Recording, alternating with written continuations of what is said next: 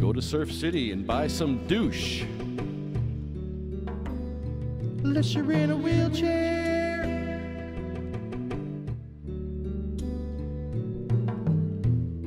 Go buy some realty and a fake ramp. Drive up that fake ramp. Unless you're in a wheelchair. I've never seen a ramp with a step in my life. That was some ignorant shit that I seen. And it wasn't even Surf City. It was Harvey Cedars. You know, who builds a ramp with a fucking step? I'm sorry, I'm cursing. There's no kids here. I'm cursing. That's obscene, Cindy. Here, grab that mic. What? I'm gonna have to grab flavor of the week. Flavor of the week. So you come to Surf City and enjoy your day, unless you're in a wheelchair. Come talk to the mayor and call him a commie pinko, unless you're in a wheelchair. That's right, the mayor doesn't support the vets. He doesn't support the troops. He doesn't support people with cancer, yet he claims to know people with cancer. That stupid guy doesn't even have access on a strip mall that he owns. The mayor of Surf City has a strip mall. It's called the Big Dipper Ice Cream. You can get Big Dipper Ice Cream in Surf City all day long. You know, unless you're in a wheelchair. Yeah, the mayor of Surf City is a commie pinko. Commie pinko! He's a commie pinko. He's a commie pinko.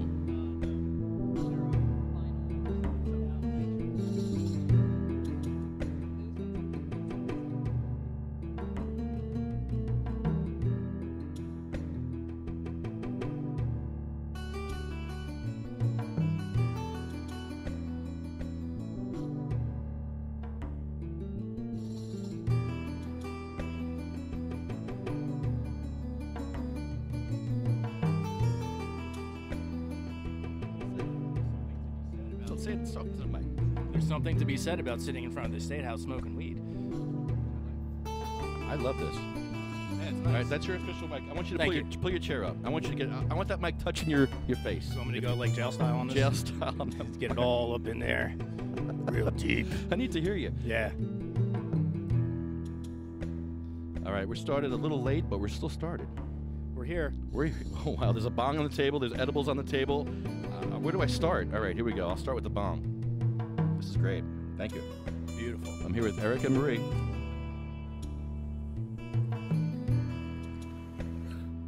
First bong hit at the State House. Oh, yeah. I hate shows where they just sit around smoking weed. I know, it's kind of messed up. It's really... They need more content. Yeah, like this. Sit in front of your State House and smoke some weed, then we'll talk. Or we could talk about a mop all day long. Oh, yeah. Coming up soon at the Porn Shop Mop. Hashtag Porn Shop Mop. Hashtag Porn Shop Mop. DNA test. It's a thing now. We're gonna do a DNA test on that. Somebody's gonna take a swab and swab it, and every week it'll be a different DNA. Yeah, something tells me a lot of these guys don't want you to do that. Wow. And here's our friend Jay Arletto. He died. Yeah, the guy who sings this song, he's dead. He died from opiate overdose. He called me 2 weeks before he died. He said, Lefty, I want to get on the program. I want to get off the dope. Yeah, he's dead. Thank you, Jay. Bring in the boss one. I'm gonna get mine. Don't do the crime if you can't do the time. Don't tell me how you're off and down. When you're smiling in my face, but you play me like a clown and you fool, bitch. So just step back. I'm mad dap when I come down straight. I thought you were my piece, but you play me out. Now I'm mad as hell, and I'm full of doubt. Who you wanna roll with? Who you wanna roll with? Lefty, let's roll. Who you wanna roll with? Who you wanna roll with? Lefty, let's roll.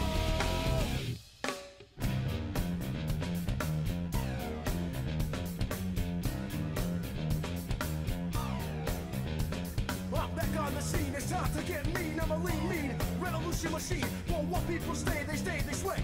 For today is good as any day. Y'all feel slightly dis, let's resist. Raise your fist and pump like this.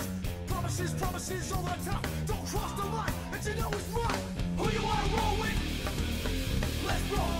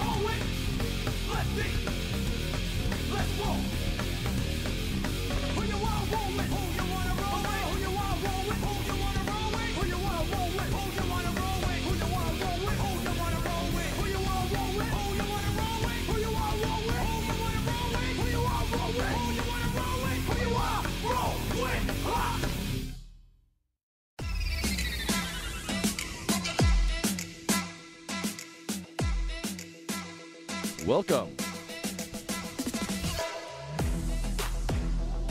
It's Friday. Welcome to the Sativa Cross Ignorance is No Excuse podcast, coming to you live from the Trenton State House with our host, Tracy McHugh Goldman. Hi, how's it hanging out there today?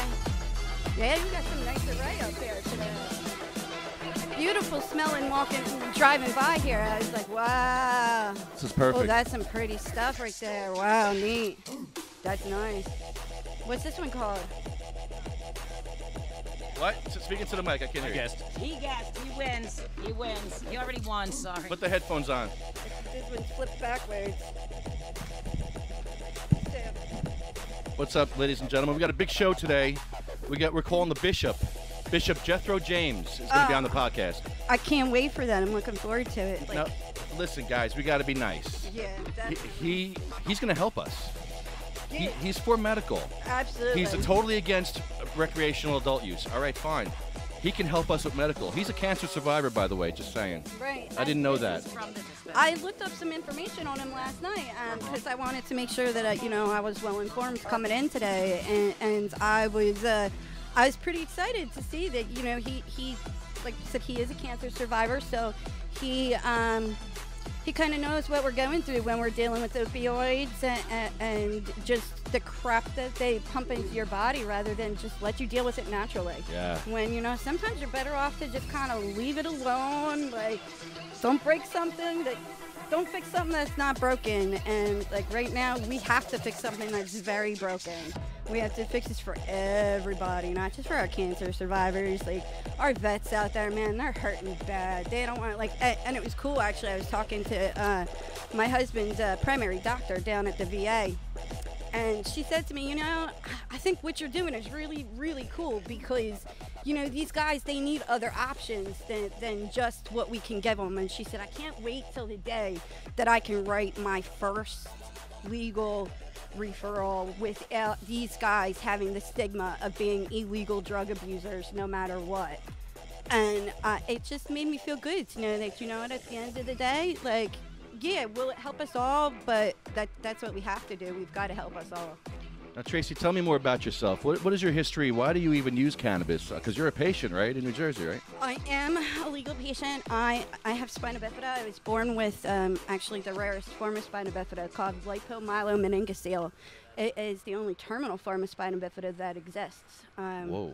Yeah, I'm kind of lucky. I'm the oldest living patient with it. I'm the only one to have ever conceived and successfully given birth. My son is an actor and model, and I'm sure you guys have seen him. He was actually in a Super Bowl commercial for Super Bowl number 50 that played around here. So, and it still plays all the time, so it's cool. So wait, explain the commercial. What was he doing in there? It's by Mainline Health, and it's got a little grandpa. It's a grandpop and a little boy, and it starts off with they're playing chess, and then it goes into like these are the stairs that so and so couldn't climb, and then at the end they're like a little. That's your robot son? Yeah, oh that's my boy. That's awesome. That's That's him. great. Good Yeah, job. that's Austin Michael, and yeah, it still plays today. He's 8 now, so that's an old one. But I mean, since then he's gone on. He's done Difficult People, Red Oaks. He's done some of the biggest shows out there, which are definitely hot. So, but we've definitely overcome a lot of things, and I think because of being able to overcome all of those things, cannabis did it, man. I mean, 5 years ago, I was paralyzed by a doctor's negligence. Wow, really? Yeah, I had surgery done that was supposed to keep me walking, and oh well, the electrodes were backwards. Somebody realized it halfway through the surgery, but the damage was already done. The electrodes were backwards. Oh, sorry. Next time. That's what happens in Jersey, and there's nothing you can do because when you're already disabled, you get hit by that double-edged sword where you have only 2-year statute of limitations to do anything. But when you're disabled, it's 2 years from the time of your optimum recovery period. Wow. So my optimum recovery period ended up letting the doctor go by like 2 weeks. Yeah, so she got off, the facility got off, like they all got off. How did you injure your back, if you don't mind saying? Well, I was born with spina bifida, which is a congenital, I have it, but not severe. Oh, okay. So you have like a Colta, or Yeah, like right, like and severe spinal cord damage. yeah, and it does affect that. Oh, yeah. For me, I'm one of the lucky ones. They don't know why I can stand. My spine actually ends at L2, and I have nothing from Wow. L2 to S3. So you know that song, oh, you know, your backbone's connected to your Yes, tailbone. yes. Yeah, well, I have nothing connecting me, and I'm still walking. Wow. So you know, Congratulations. I hate And that song marijuana's anyway. helping you. Marijuana's doing it, man. That's I what's mean, doing this is it. when I was 16 years old, it was before, you know, it was before it was even thought about coming to like a legal aspect. A doctor came to me and said, hey, you know, we're trying this new thing. It's called biomedics. Would you be interested? And I said, well, what's this all about? And he says, well, we're going to start you on a pill. And it turned out that it was a straight THC pill. I didn't know that at the time, but that's what it was. Was it Marinol? No, it was called Tofranil, but it was primarily THC. And they put me on that and started me and doing like meditation and mind over matter and muscle therapy. Far, it sounds like it would have benefited, but then what happened? Well, what happened was the hospital had to stop running the Trial. Trial, Oh my God! because- So you were a guinea pig. Well, I was a guinea pig, but I'm always going to be a guinea pig. Like, I never intended to be. My parents never wanted me to be. Of course not. But at the end of the day, I am. And you know what? Me being a guinea pig patients are in wheelchairs, and that's it. Were you like So- a state baby? So the state kind of took over medical care? No, my parents refused that. They tried. The I know state they tried try to do everything that. under the sun to get my parents to put me Yes. away. Yeah. And my family It's said, horrible. no way in hell. That shit ain't going down. And then they'll experiment on you even Yeah. worse. You would probably be dead, and you wouldn't be walking right now. You'd just be an experiment in some kind. And the teachers came out and said, "Oh, you Right, got the spina bifida or scoliosis. I mean, Scoliosis, not right, the spina bifida, but right. the scoliosis." Yep. Now, our friend Justin, Yeah, who's in a he's- wheelchair, he he's has fine. spina bifida. Yep. He is doing great. He's Yeah. independent. Yeah, I mean, there's definitely. nothing that holds him back, which is amazing. Yeah, we can't but let he anything does hold not us walk back. like you. Right, and that is the unfortunate situation. And This mic is messed up. I'm sorry. I set you up for failure. that's all right. I got it. Hey, I just can't grab my bowl and fix the mic at the same time. Gotcha. So, How does the scoliosis play a major part in your disability? well, for me, scoliosis doesn't really touch me because I'm missing the spine completely. Since I don't have the vertebrae at all, you don't have to worry about having a scoliosis-induced issue. So it's a little bit different. I have a good question for you. How come Sure. they don't just do 3D printing and make you a new spine? You know what? And a little bit of T cells. Why can't we get some stem cells in there? You When know it- it's completely natural and it's no damage done. It's harmless. Why don't they just Yeah, why don't experiment they just with that? do Well- that? I love when that. Just They don't Right. want I wish it was do that what's easy. good. They don't Well, want to do what's good for you. What are they doing? They're just trying to make money off of, trying to experiment on these other drugs. They don't that- even have ramps for you guys. No. Not even. Did No. you see yesterday there was a ramp with a step? Oh that my was God. obnoxious. Oh Like, my what God. the- And did what they is really that call all the Wait, about? police? Cindy, wait. I'm trying to. Really?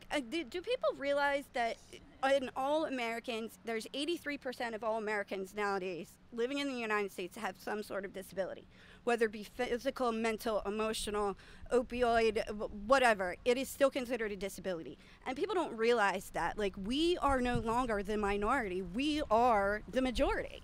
But yet, I have people in my own town telling me that I'm bullying them into paying attention to my cause, because discrimination doesn't affect people every day. Excuse me? I don't think I know anybody that discrimination doesn't affect every single day. Male, female, child, adult. Like, I don't care who you are. I don't know anybody who it doesn't touch in one way, shape, or form every single day. And for them to say that I'm bullying them into my cause because discrimination doesn't affect people on a regular basis, come on, man. Go get re-educated. Knowledge is power, and go, come here, come to a rally, you go to a normal meeting, go to a coalition meeting, get involved to find out what you don't know. because the fact that you are so ignorant that you don't realize that there are more disabled people living in the United States today under the age of retirement than any other group of people. And to say that, hey, you know what, yeah, that's important, but that can kind of be put back on the back burner, that's complete bullshit. That's complete bullshit, especially when you figure that 63% of those people are veterans. Big time. Veterans, man. I mean, this is not about me. This is about the men and women who went and fought for our freedom and came home and are being treated like trash. They're illegal drug abusers, even if they live in New Jersey. My husband, he's a disabled veteran, traumatic brain injury. He has a legal, valid ID card, but yet his military records still say that he's an illegal drug abuser. That should not be. That shouldn't be. That needs to be corrected, because once we can get that corrected, then we can start moving on to getting it corrected for everybody across the board. First, we got to get it rescheduled.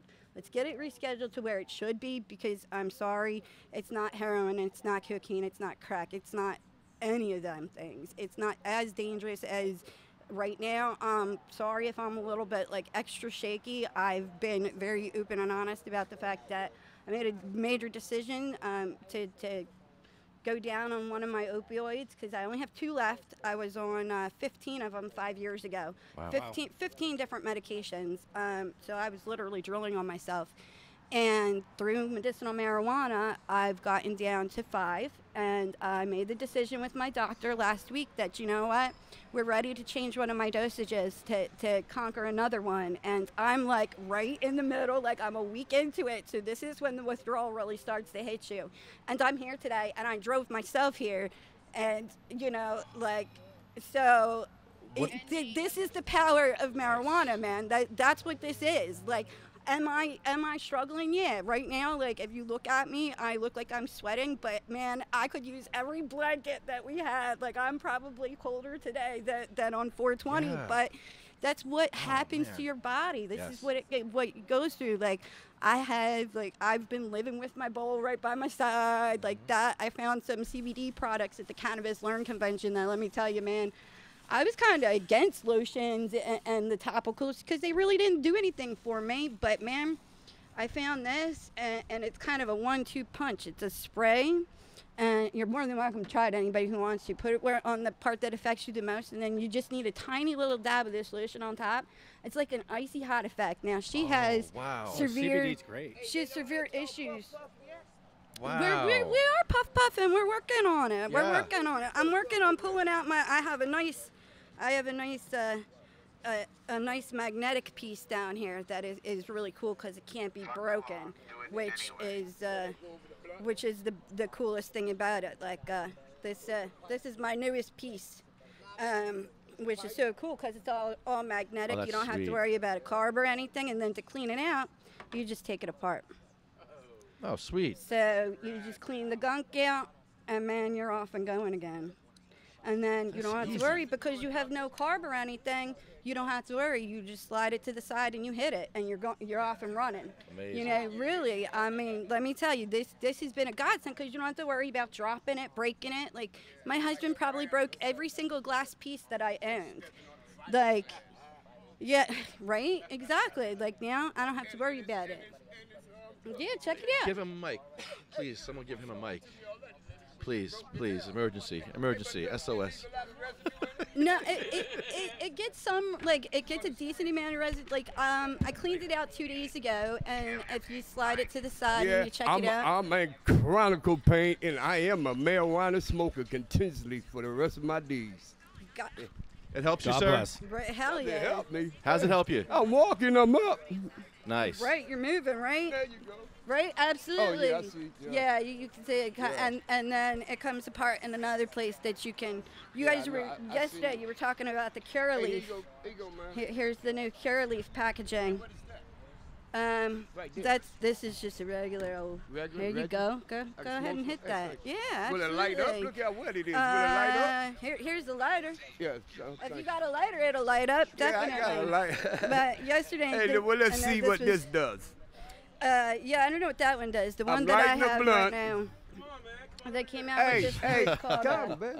I know you, lady. this one, it's called Sunburn, and it's specifically to aid opioid patients. Marijuana, baby, and Reggie. I figured, you know see what? all this? Hold on. You got. We trying to make sure we can get registered so we can carry it around with us so we can stay healthy like you. We trying to, hey, it's going to happen in the near future. This year, before this year is out. Oh, yeah. Well, you got people with their permit license already in the state of New Jersey. My little nephew does. It won't stay lit, man. What you mean it's lit? It ain't smoking? What is it? You just gotta puff it. Puff it. Puff it. Puff, puff, Puff, puff, puff. puff, puff, puff, puff, puff. Here's another one. What, you need a little bit bigger one? That one's a little bit bigger right there. Hey, what did you put it out at?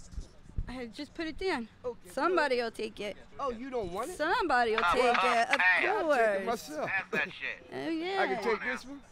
What the fuck? Ma'am, We're all speak, passing speak, together lady, here. Speak. I can take this one? If it's all right with these guys, they passed it to me. You So, said no. She said yes. hey, it's not Oh, mine. she's gonna roll another I one. don't know. I don't roll. I don't roll. I'm Hey, not a roller. hey, look, My look. husband's a Hey, you pro, gotta- though. Which water is mine? I This don't one. know. Yeah. I know which one mine is. I guess you gotta just kind I of ain't got close that your deal. eyes and pick, right? Hey, yeah, thank you, baby. Close your Thank eyes you. and grab. Well, the day Friday. Y'all normally on Thursday.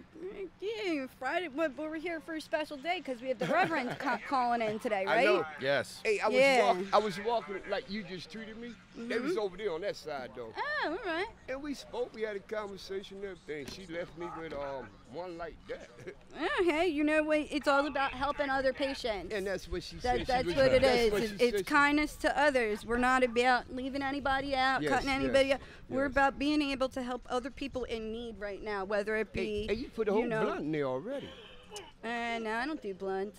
Um, Sorry, I'm from well- Philly. I mean, I guess saying I'm from Philly and I don't do blunts probably doesn't sound good. I'm from the. But No, I'm with you. right, yeah, that No, doesn't, nay on that. That doesn't really work. So Oh. we're gonna cut that New out. Jersey, United Yeah. States of America.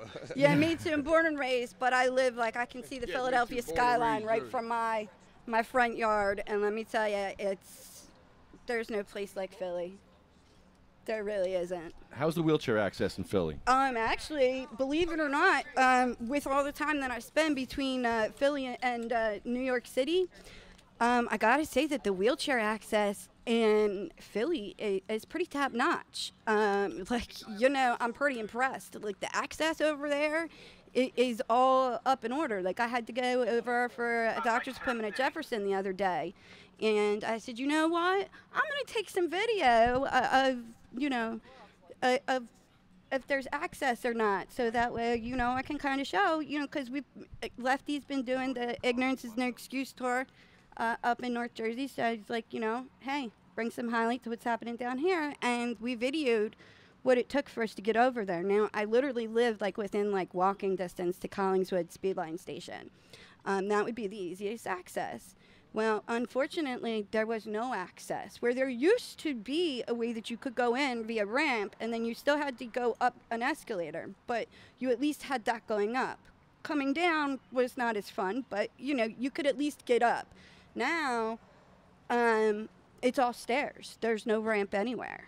And then everybody was like, oh, well, I knew Westmont's not accessible. That's the next closest. So everybody was like, oh, go to Haddonfield. Well, Haddonfield is under repair right now. So Haddonfield is not accessible even to the elderly right now. So that's a problem. So your next one is Lindenwold. And then Lindenwold, they couldn't guarantee me whether or not the lifts, the elevator, or anything else worked. So I was like, well, if you can't tell me if it's in working order, then guess what? I'm not going to waste my extra half hour to drive down there. Yeah. I'm going to deal with the stuff at Collingswood and see what I can do. So we did it. Thank God I had my husband and I had my son with me. We had our service dog with us.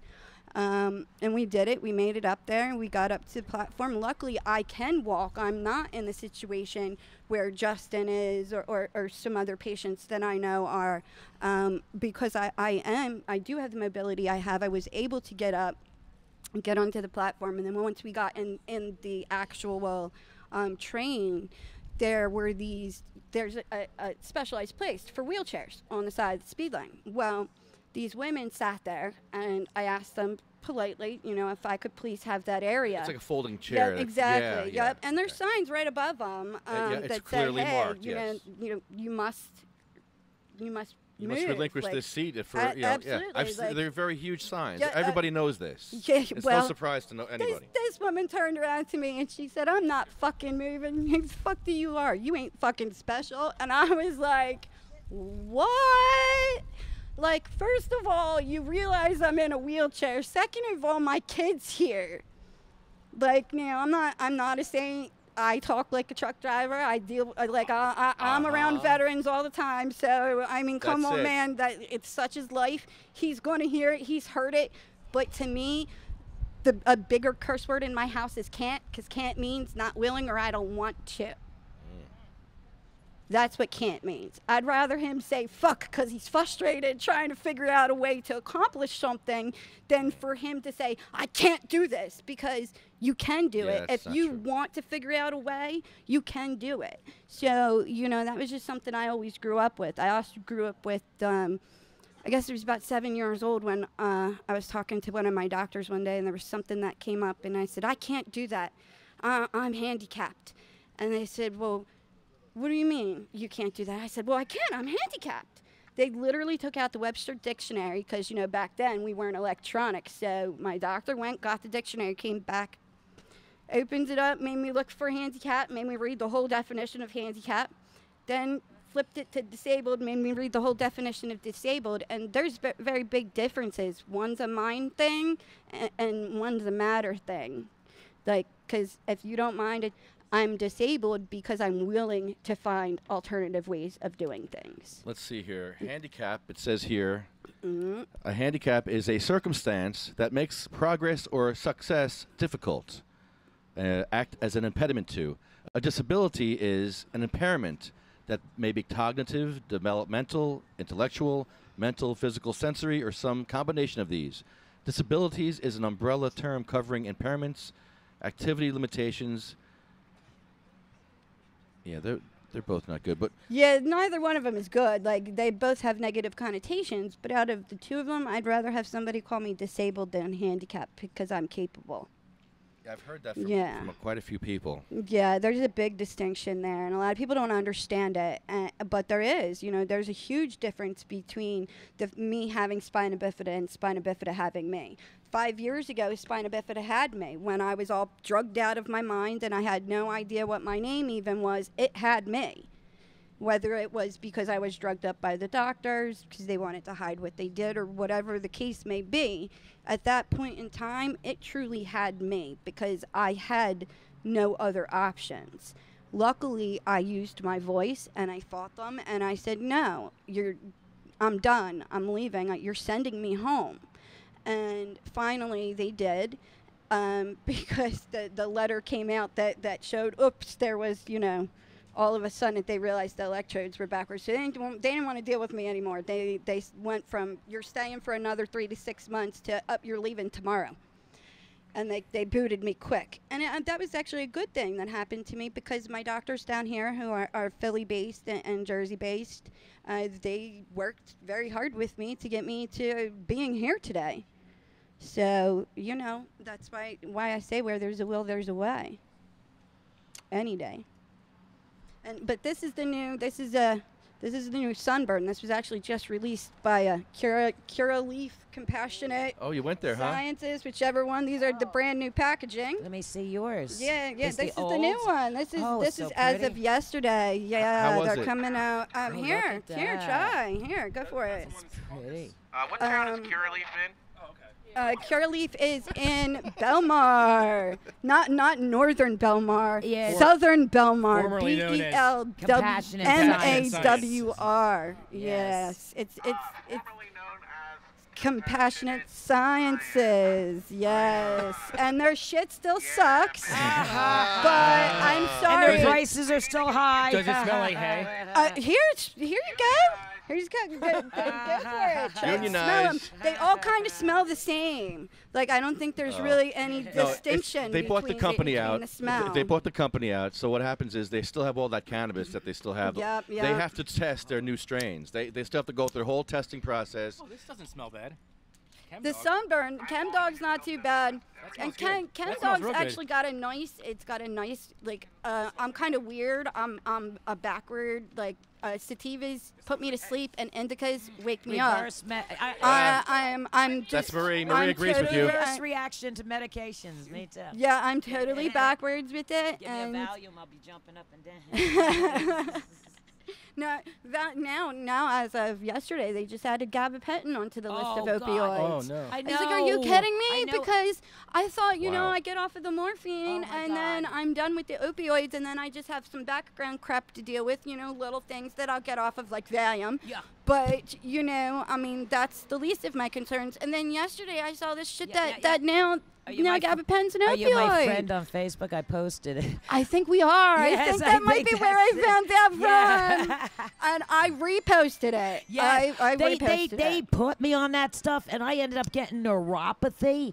I couldn't hold up my cell phone without my hands Girl, going that- completely numb for That hours. stuff made me feel like I Pins was and needles. seasick. Oh, That's what my girlfriend's going I through, went man. She can't I do went it. suicidal from that stuff. I mean, I never had those thoughts before, and it made me so sick. I felt so sick. I had seizures from it. I mean, it really Man, took me over the edge. It fucks you up, man. Oh, it Like fucked me me, up. I take it, and I'm lucky because I'm on a low dose. I only take 300 milligrams 3 times a day. That's 900 milligrams. Oh. They max patients out yeah. at 3,600 about- milligrams of this And bullshit. I think the issue with this is the fact that they're restricting the opioid. Right, And exactly. now people are turning towards the next Right, best thing. absolutely. And they're abusing. And it's bullshit the because it's not. gabapentin It's and the Neurotins and It's not the next best thing, man. I mean, it's just Well- as difficult for me. Like, I bug the fuck out if I don't have hot caffeine within a half an hour of me taking the gabapentin. Wow. Like, literally, like, I'll bug out over something stupid. Like, I lost a nail file. Now, granted, I'm also withdrawing right now, so, like, to me, losing a nail file was a big deal. But you know what? Like, Hold on. Give the officer a. Oh. Me? Really? Okay. Oh. Promise. Ruh-roh. oh, okay. Don't want it blown away. All right. Well, I guess we're on. No. But anyway, the With one ear out. gabapentin caused memory loss, like unbelievable, like Alzheimer's. Alzheimer's. I man. couldn't remember nothing. I have to write down every single day of my life. Like, on my journal, I have it like color coded because I have to, because otherwise, like, I have no idea where I'm supposed to be. Like, when I saw he was doing the cast yesterday, I was like, oh shit, am I late? Like, did I miss it? Like, did I misread? But if I don't have my planner that, like, literally, like, I got to do a monthly thing and then, like, a daily thing at the end of the day, I have to go in and literally put everything that happened and checked off whether or not I did that thing.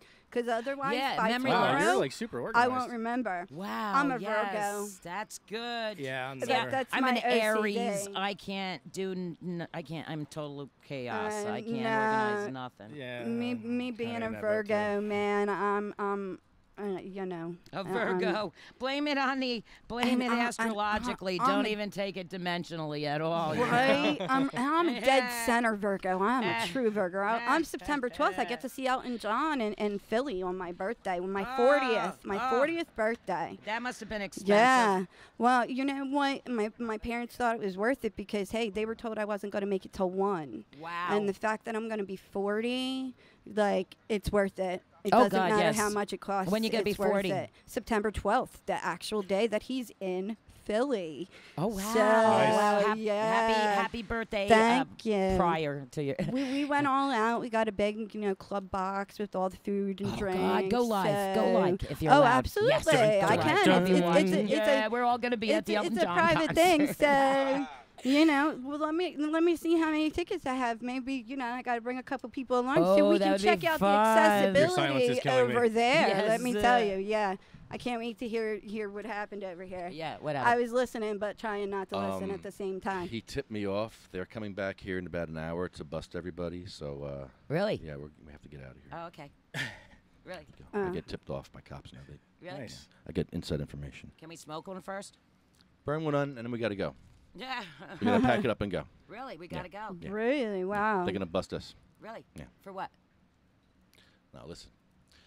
Ed Fortune's trial starts next week on Tuesday. So we're gonna be out of here. And he wants to know that if everyone's out there smoking cannabis outside the courthouse, outside Ed Fortune's court, to make sure they all have their cards. Yeah, we do. Yep, And not to we be do. not to be sharing cannabis because otherwise, if you're sharing cannabis, he can lock you up for that too. Yeah. Oh, okay. Yeah, yeah. You can only. It's only. You can share with another patient, Yeah. but you cannot give it to anybody else.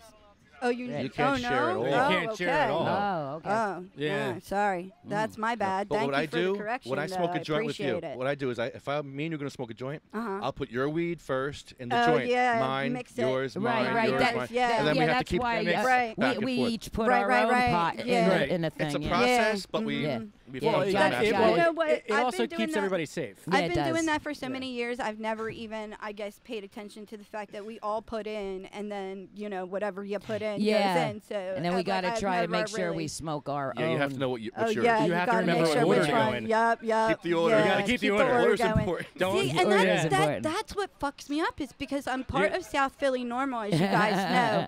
Pass And to the left. over in Philly, right? You can smoke anywhere. Like we were at the Cannabis Learn Convention, and we were literally like outside of the PA Convention Center, right up against a fucking paddy wagon with a cop in it, and he did nothing. Nothing. Didn't even blink at us. Didn't even think twice about the fact that we were all smoking up and enjoying ourselves. And that was really that was really fucking cool. So, I wish Smoke 'em if you got 'em. The we- heat's on the way. we need that in Jersey. Oh, that's right. Around and smiling on a sunny I- fucking day. I told my husband, I said, hey, you never know when I can. I said, you never know when I can end up in cuffs. So are you ready with the bail? See, but I've got a few insiders that I'm looking forward to this. Governor Murphy's going to get this through. He's in full, total support, and I'm kind of lucky in one sense. My cousin Jason Orlando Esquire, he's on Governor Murphy's transition team. And he's only 3 years older than me, so he really saw what I went through growing up as a kid. And being the fact that I know that they're supporters and we have support on the inside, that helps. It definitely helps to know that, one, Murphy is totally for us, and two, we have the support on the inside. Are we going to end up missing the call-in from the Reverend? Okay, listen, this is what we want to do. We want to be friends with the Reverend. I don't want to argue with him. There's things we disagree with him on. I don't want to argue with him about the things we disagree on. Or are we just going to put all our medication away so that way we don't have any problems with that? With what? Well, with I the mean, if Reverend? they're coming back. No, he's not coming. No, the cops aren't coming. I'm Okay. kidding. I'm kidding. The Reverend's not coming either. We're going to call the Reverend. Gotcha. I was just messing with you guys. The cops aren't coming back. Oh, thanks a lot. Like, just messing with you. what you want? You just want to clear the whole house out?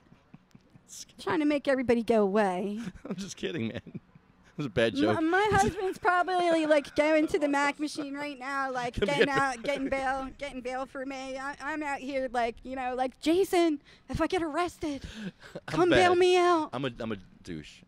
I'm sorry. You had me for like a split second. I know I did. For like a split Like, and then I I'm like, was like, wait, wait but a what are they minute. busting us for? Right? Well, then when we got talking about, wait a minute, we all have our cards. And I'm like, Then it's like, well, wait a minute, we're all legal patients. So, like, what are we doing? Like, we have a right to well, peacefully protest. It just goes to and- show you that the frame of mind that we all live in. Right? See? It Yes. really does. It's Because scary. that is the first thought is that we all had. I'm thinking, oh, shit, What'd I then you do better wrong? go get you Am I better- over the border? Like, I'm like, Am I Jason, bail me out if I get arrested. And Dan, go get bail money. Hashtag cannabis is normal. Yeah, this is our life, guys. Like, Go get me bail money and find me other meds. right. Get me bail money and find me an alternative that is not an opioid or anything else that I'm going to get hooked on, like gabapentin.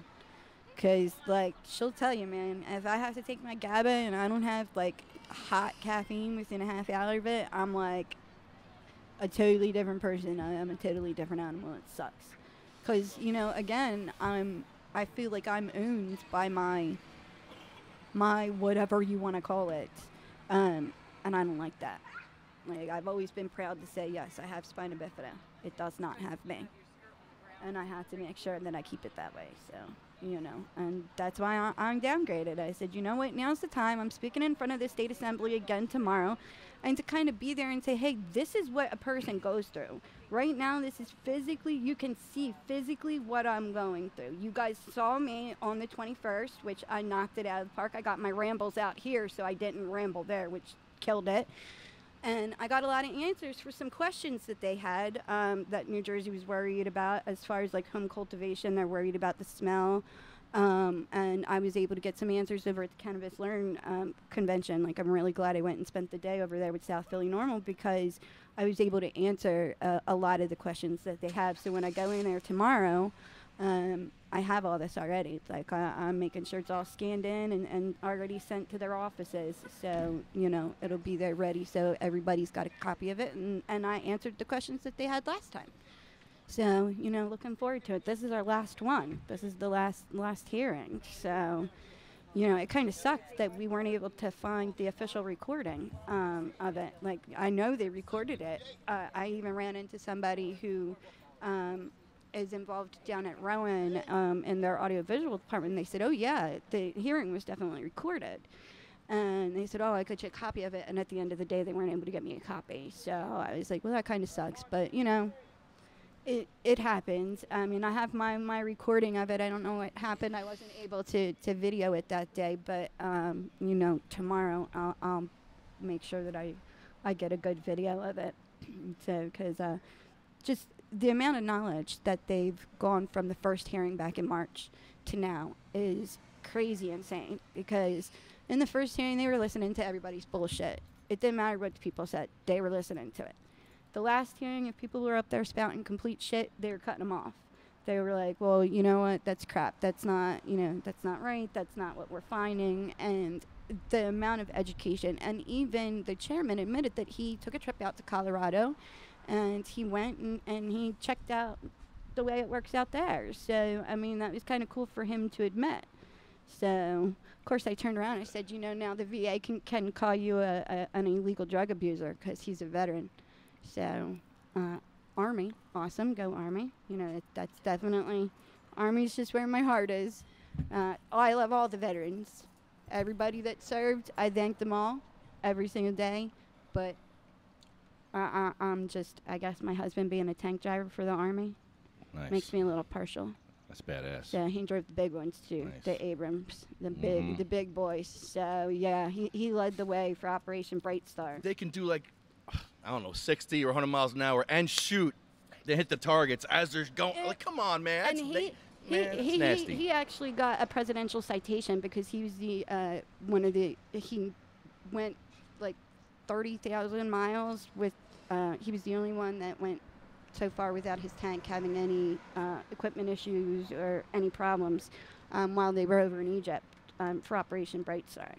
So, like, that's pretty cool. Like, he's able to stop a tank going downhill with air brakes and not have that bitch slide, man. That's a good fucking driver right there. Keep I it trust clean. him driving anything. Yep, he did. And Keep the and sand out. He You're led good. he led the way for us, and he ended up coming back with some awards for that. So that's pretty cool. You know, Sweet. it's nice. And he got an RCOM before they were just handed out to everybody, and presidential citation. Give him a shout out. What's his name? His name's Daniel Goldman, There you and go. everybody knows him. Well, I mean, everybody that knows me pretty much knows him. He was here on 420 with me. I'm really lucky to have him. He's my support. But, I mean, to all the brave rifles out there, guys, I know you're no longer a unit, but thank you. I mean, you really impact my life every single day. And, you know, to those of you who are now retiring, a good friend of his, Joseph Landsberger, he went all the way through. You know, he just recently retired, I think 2-3 years ago. But I mean, he had everything. He was a ranger and a sniper, and he did the air jumping, and if it was military related, Luke could do it, and that was pretty cool. So to be able to be around just people like that with that much knowledge is fucking awesome. Really, it really is. I mean, it's an honor for me. So, I mean, to be able to be in their presence is just an honor every day. So, Well, here we go. We're going to give all the right. bishop a call. Now, we're going to Right make on. friends with the bishop. We're going to ask him for our help. He's against legalization. We know this. We have issues with we have problems, but we have a lot of issues that we overlap on. Right. Packaging towards kids, when they market towards kids, I got a problem with that. Yep. I do want to have the dirt tested and the water tested because I never even thought about doing stuff like that. So there's a couple things I agree with him on. So let's make friends with the bishop. Seriously, let's all make friends. Let's not argue with him. You want to ask him a question, that's great, but let's be civil, please. Be nice. Okay, Cindy, are you listening? Especially you, Cindy. Especially you. Uh-oh. Sorry, Lefty. We need to be nice towards the bishop because Yes. he's a very respectful person. I got respect for him. I'm good. He's a cancer survivor, so I'm going to ask him about that. Yes. And I know he didn't use cannabis, or maybe he did. I don't know. But the bishop, Jethro James, is a cancer survivor. So right off the bat, And he's a bishop. we got to Yeah. So we got to give I him the said respect. reverend, so I do apologize. Okay, bishop. All right, so we're gonna give him a call. I didn't realize that there was a difference. I have one of two numbers here. I hope this is the right number. And yeah, we're not using that. All right, I don't hear anything. Please work. Please, my phone better Please work today. connect. A lot of times my phone doesn't work. Yeah, I've been having the Apple dropping calls every other day on me. I'm like in the middle of talking to somebody, I'll just drop the call. I'm like, son of a bitch. Everybody's used to it now. They're like, yeah, your phone dropped me. It's just pain in the ass making those ACLU calls when I never know when my phone's going to hang up. Oh, it's ringing. Rock on. Hello? Hello? Uh-oh. Now, the police aren't coming with guns blazing, are they? He's fucking with us. I already had guns held on me by the police this He week. I was- don't need it again. Oh, no, what happened? I don't want to get into All it. right, we'll talk privately. I was live a little bit. Oh, I was watching. Yeah, Okay, that's me. okay, all Yeah, right. that was me. Yeah, I was. Yeah, bad. That's not cool. They're not bad. Cool. They're bad. Not cool. Yeah, you seen that? That was bullshit. Yeah, man. I They're mean, in trouble. I live in a fucking town that's not friendly in way Unreal. of accessibility. Unreal. But man, I mean, none of our cops would do that. Hell like, no. We Hell would no. never. Man, Unreal. none of them would do that Unreal. shit. It was the most insane. I mean, internal They have investigations were respect. very upset. They were like, very, very upset. They couldn't believe it. Yeah, there's a Do difference. you believe that was? I said, I want your badge number, I want your name, and he's acting like a real jerk. He goes, I am the supervisor. Because I said, I want to see your supervisor. He goes, I am the supervisor. And I said, is he joking? They said, no, he's the sergeant. I said, well, he's in trouble. Yeah, I want to talk to the chief. Let's Yeah, go. yeah, Let's go. yeah, Who's yeah. next? Yep. Well, Corruption Watch No, called up we're- the police we're lucky. department immediately. I'm lucky. Shout out, shout out to Oakland Police Department. Yeah, shout out to Chief- Corruption Watch. Well, no, to Chief more because Help I gotta me, say man. he makes sure that our Unreal. cops in Oakland, for us not being an accessible town, he makes sure that they don't mess with the patients. well, like, I they said- don't give us any problems, and he makes sure he's on I'll tell top you of his what. guys. And I gotta give a shout out to that police Yeah. force because they work so hard. For what? And they really do make sure, that they're protecting the rights of everybody. And that's what they Yeah. need to be. That's what they're supposed to be doing. They're protecting and Right. serving everybody. And I got to say, man, shout out to all of the Oakland cops. Actually, that whole area down there now that they're, the one community. They don't shoot people for no reason? No, they don't. No? They don't. They don't shoot people for no reason. They don't do rundowns for no reason. They, You know, they don't do I already have- pullovers for I no already reason. have- And I live right by Camden. Yeah, I don't have those problems. I already have complex post-traumatic stress. I mean, my next-door neighbor, he went suicide by cop, and the police shot and killed him. Oh, holy shit. Shot him 7 times, 3 times in the head, 4 times in the chest. This was Gloucester.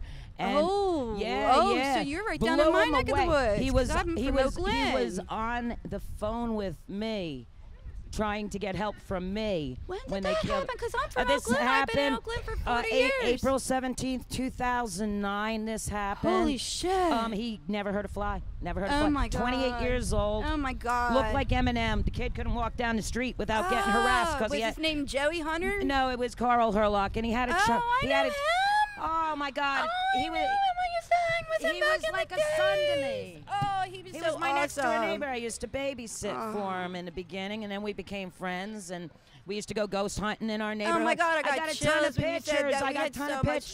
fun. I got Man, pictures to show you, we Carl. We walked one time. Holy with- crap! we- See we- that? What we a had- small world. It was back Turn in this I on. think How do you it turn was this on? Try to find it out. was what the last major snowstorm that we had. I think we had 6 feet. It was like in 94, 96. I don't know which year it was, but that winter, that was absolutely freaking a crazy winter, man. We were walking the streets of Gloucester with, Oh my with God. 24 packs on our shoulders. We went all the way from one end down to the other.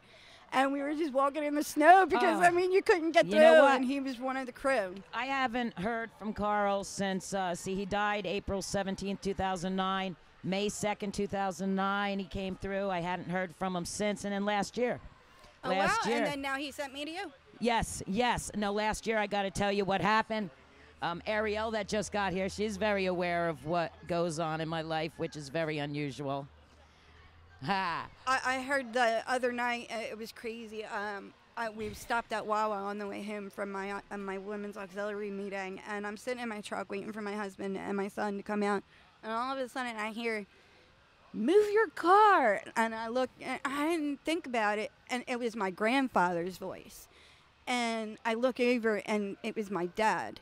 And my dad is your- does sound like him, but not like it was Well, my is your- grandfather saying it. It was right. not my father. Like they do have a distinction. Is your I know father it. passed? No, Your grandfather's my passed. grandfather's passed. Yeah, and it was just kind of like when I heard it, it was like I almost felt him saying to me, "You finally found your path." Did you? Because he always had to use my Right. voice because that Yes. was the strongest part of my Well, body. we're all here for a mission, I believe. You know, Yep, a lot of us are here to absolutely. wake the rest of the people up. Right. You know, we're under the control of an elite that thinks that money rules the Right. world, and they think And- that we're the slaves that should, you know, work and slave for them, be their guinea pigs And for I them, so gotta they can say, experiment on us. that- What kind that- of a world that has was this partially- turned into? That was partially why I never wanted to get involved in anything political, because my family's all political and I love them. And they all. turn I against love you, every right? single one. Oh yeah. Yeah, they're so far. Oh, yeah, they, No, but they'll they're send their they're children very, out to die they're in an very unjust war, supportive. too. They're if very they- they're very supportive. I'm very lucky. My family is phenomenal.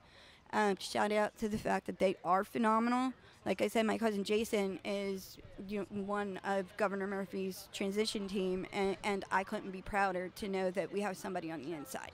Yeah. Who's seen, Oh, yeah. you know, I mean, he grew up with me. He was one of my Hey. closest cousins. So he watched everything that I went through.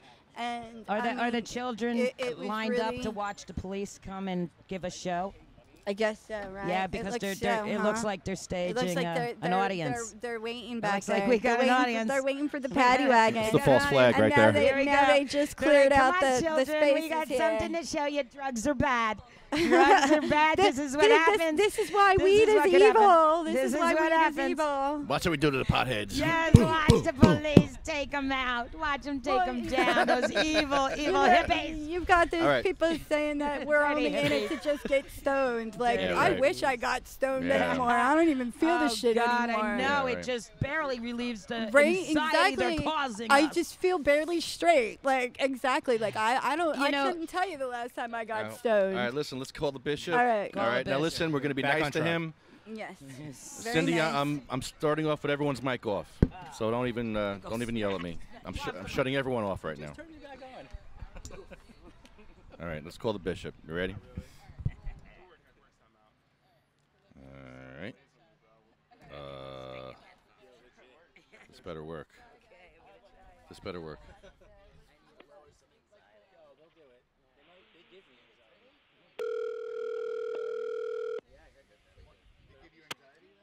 Hello? Hello, Bishop James. Yes, Hi, it's LeftyGrimes. How are you? Is this a good time? very good. Yeah, this is a good as time as any. All right, awesome. You're on the air with on our podcast. Thank you for appearing on our podcast. I heard you speak a few times, and I found out you're a police chaplain also. Can you just give a history of what you have a huge history. I can't even begin to start. Oh well, from just a country boy that's been blessed to to live a decent life. I'm the father of 3 children, all educated, all professionals, an empty nester. I'm married to Dr. Ken Yancey James, grandfather of about 5, pastor of a church, retired urban development executive from Public Service Electric and Gas Company, in addition to oh God, my resume is extensive. Senior pastor of the Paradise Baptist Church in Newark. I'm a bishop over the Full Gospel churches, all the Full Gospel Baptist churches in the state of New Jersey. When it comes down to all social action movement, I chair the Human Service Advisory Council for Essex County. All 22 municipalities fall under my purview. I chair the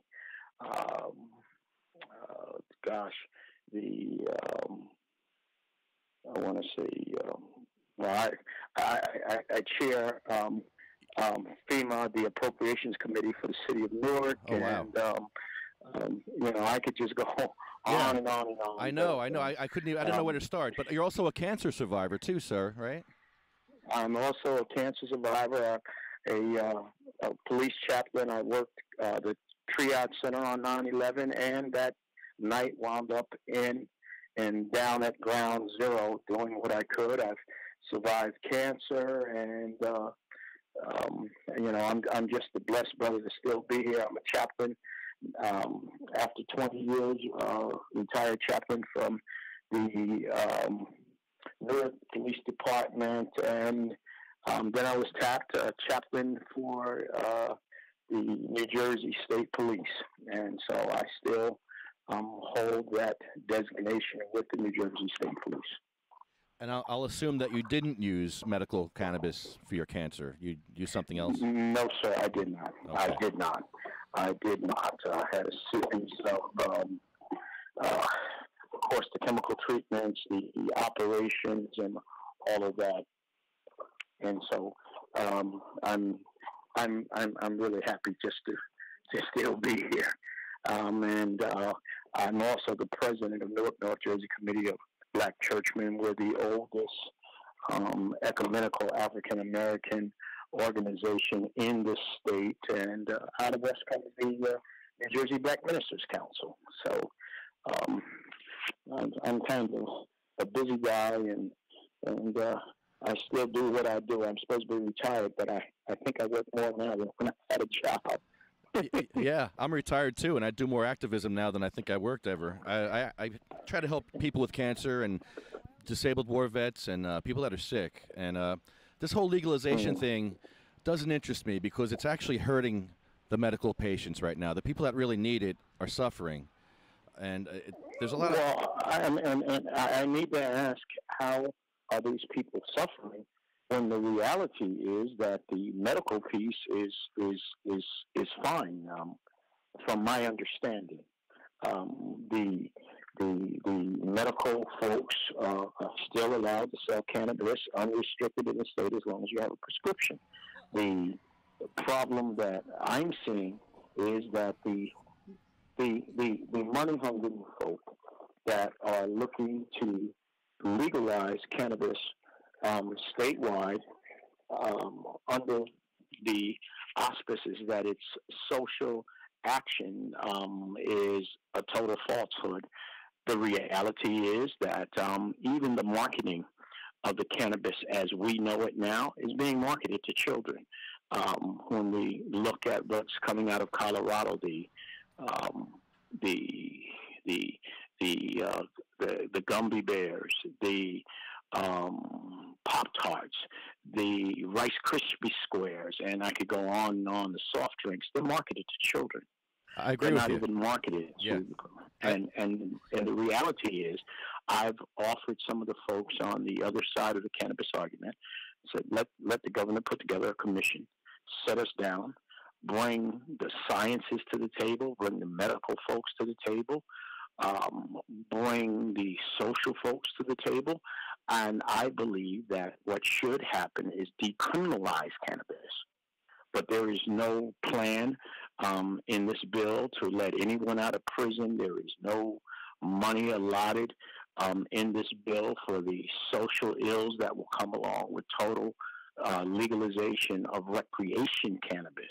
It's one thing to decriminalize, and the argument should be, if we decriminalize cannabis, what is that number of possession? Is it 10 grams? Is it 20 grams? Whatever. However, but to totally legalize it, you're opening a Pandora's box that they're seeing in other states, that the social, economic, and policing piece, they can't do anything about it. They're seeing dead children. We know, for example, in Colorado, they don't deny it, that there's a 70% increase in pediatrics from 0 to 8 years old, 70% increase in pediatrics poisoning. Cannabis can be a good thing in the medical world, but it also can be a problem for a child trying to develop his or her lungs. We talk about secondhand smoke for nicotine in cigarettes, and we know by all medical experts on both sides of the argument that children exposed to cannabis can have all kinds of medical problems, and we're seeing some dead kids. The body is not developed and cannot handle that. If you and I have a drink, the only problem is we're only killing our liver.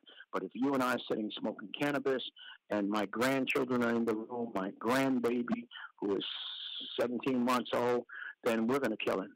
We're going to prevent all kinds of things. For the whole medical argument, that just came out for women who, and during their first trimester, having cannabis, smoking cannabis to stop the morning sickness. They're finding out that, number one, most of them have not seen a doctor. Number two, that it will do that, but what is it doing to the fetus? We know that there's low birth rates, and then my biggest fight, of course, being an urban pastor, and a certified social worker here in the state of New Jersey, by the way. I am licensed. The reality is that they're seeing in Camden, Patterson, Trenton, Newark, and other urban areas, we still in the African American community and Hispanic community have birth rate babies that of third world countries. And so why would we do this? Plus brain development, and I could just go on and on with the medical piece. And so I think the right argument is, okay, fine. Doctors, you have that medical piece, but you also don't do what so many states have done, like California. Well, my toe itches. Let me write you a medical prescription for cannabis, and we know that that is the abuse. We saw that, and that's how we've gotten into the opioid crisis that we're in right now, because of doctors overprescribing and the abuse. And so why would we take our country, our cities, especially urban populations, in that direction?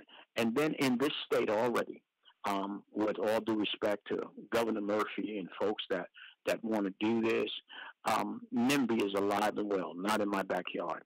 His county has already said that if this passes, they cannot purchase in that county. So the reality is, just like in Colorado, where in Denver, there are more smoke shops. That's what they call them in Denver.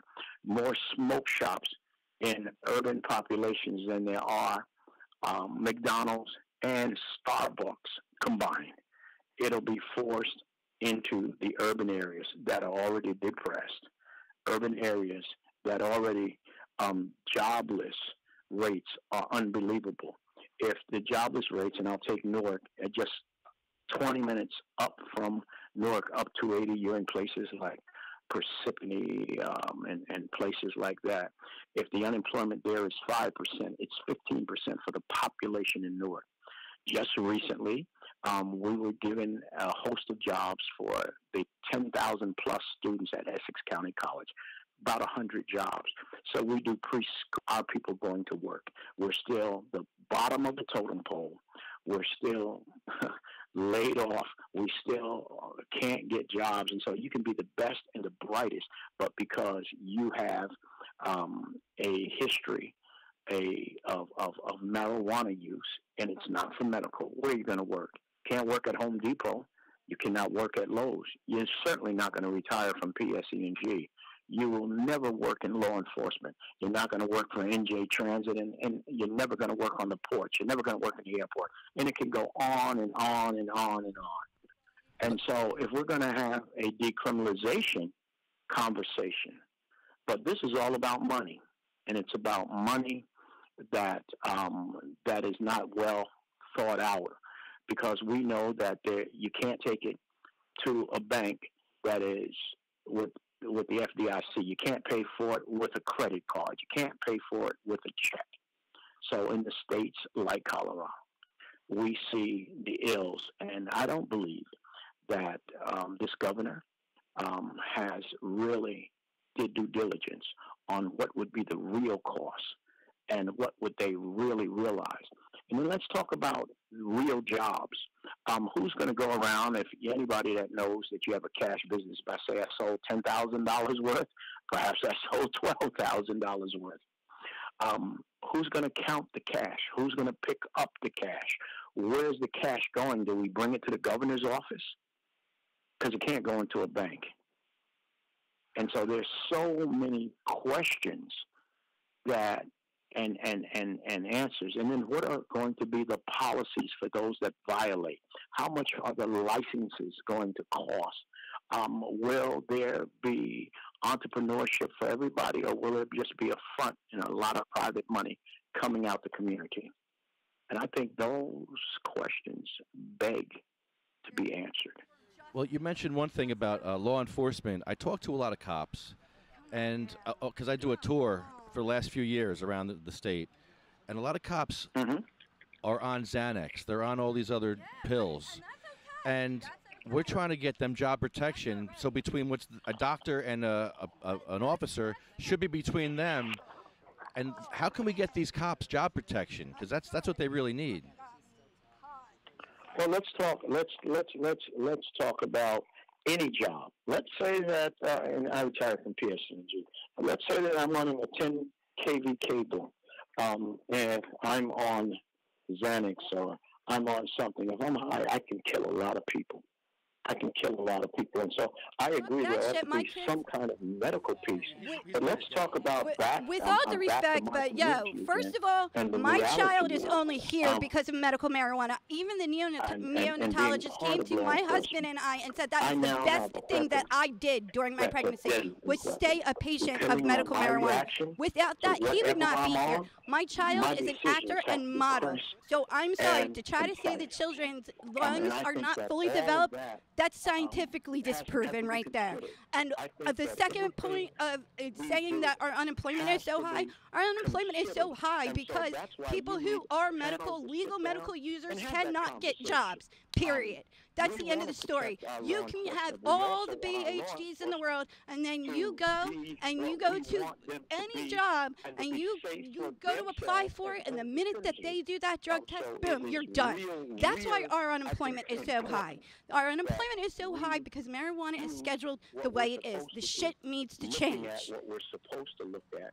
Yeah, what we're supposed to look at is rescheduling it so that way we don't... Hold on. Okay, Bishop, I'm here with my friend Tracy. She's a disabled person, and she's a medical cannabis patient. And what did you have to say to the Bishop?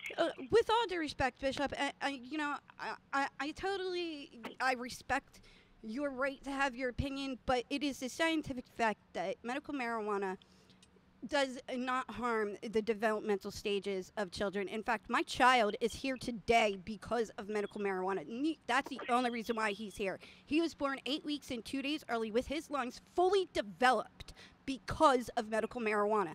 If not for that, he would not be here today.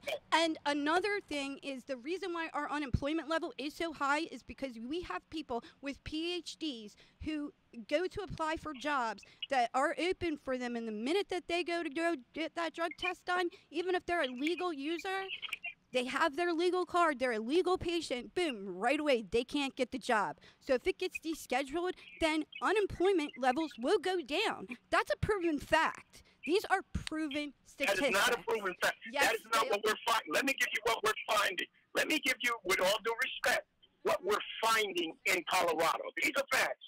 These are facts. We're finding children. We're finding children that are poisoned by THC. But we know we have children that are poisoned by peanut butter. So let's be real. There is no EpiPen for marijuana. Let's be real that I want you to be as comfortable as you possibly can out of your illness. And certainly we're not against medical marijuana. Let's frame the argument. We're against wholesale legalization of marijuana. I come from the corporate world. I come from a place that, God forbid, if someone went in your house and hooked up your furnace, let me finish, please, and they blew you up because they were high. Medical marijuana is very different than what they're putting out here today. Would you agree? I had every little bit of background.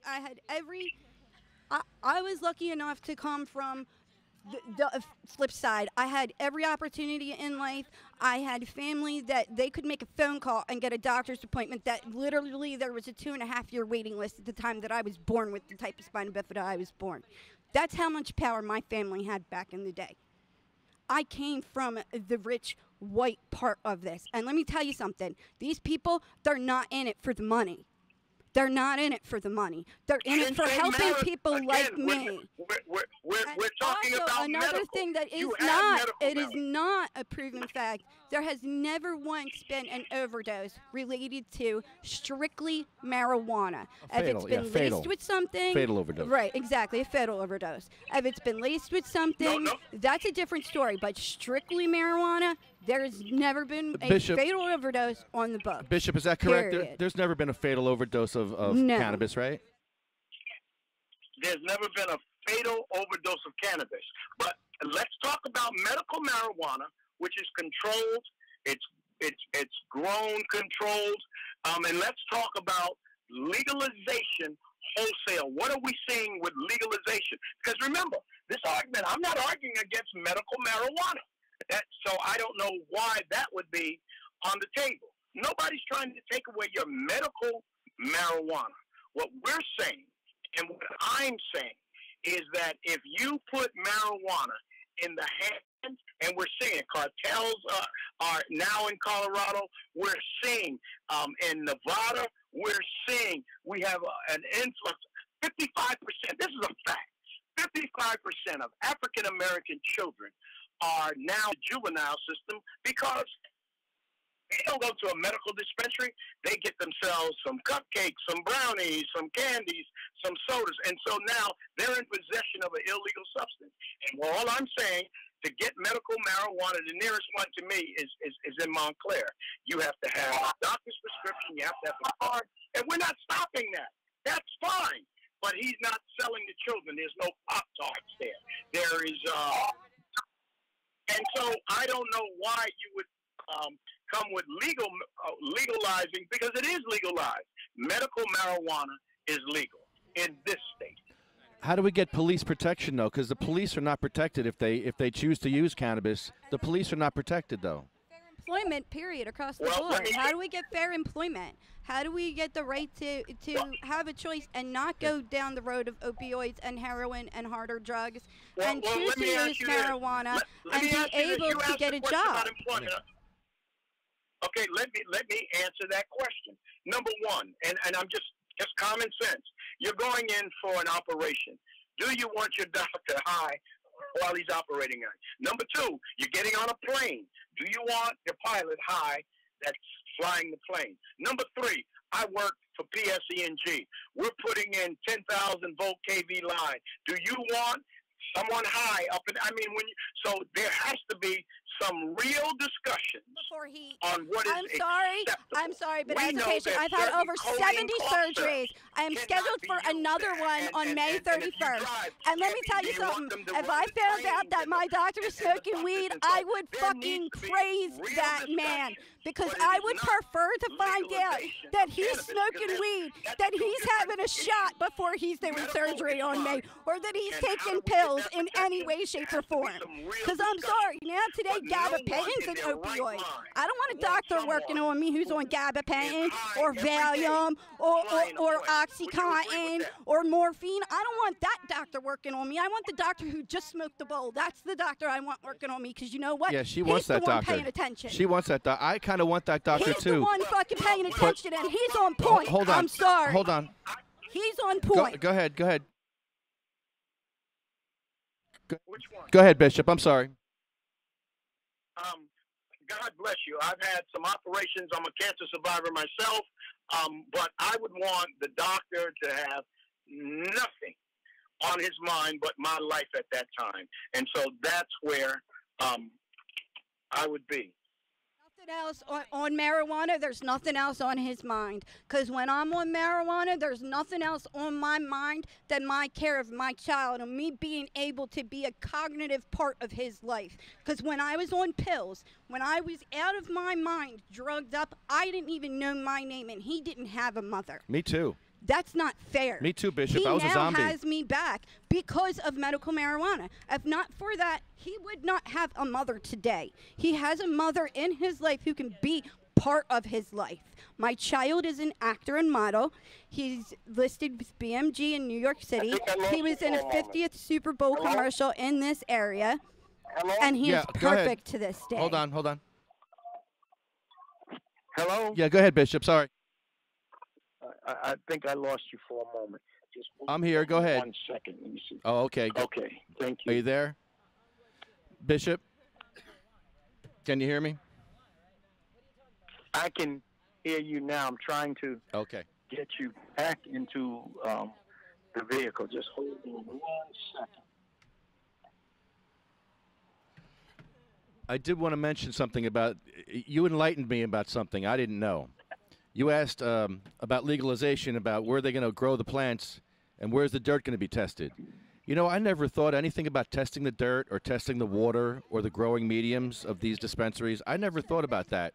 And actually, you bring up a good point about testing the dirt. It needs to be. That's a great point, Bishop. I Absolutely. didn't think about that. It needs to be done, and I also agree with, they need to change some of the packaging, because some of the packaging does look like it's child-friendly. I talked to Patrick Kennedy and about that's that. definitely not something I want around my son. Right. I mean, he's aware of marijuana. He's probably one of the most well-educated 8-year-olds in relation to marijuana that you would ever meet. He knows all about it. He knows that it saved its life. He knows that it saved my life. He knows that his father and I are both patients. He knows that he's in the process of, we're actually right now waiting for his card in the mail.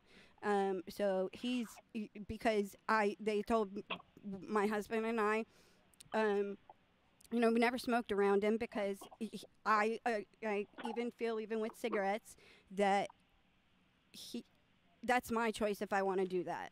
That's not his. He's too young, and I don't have the right to make it for him.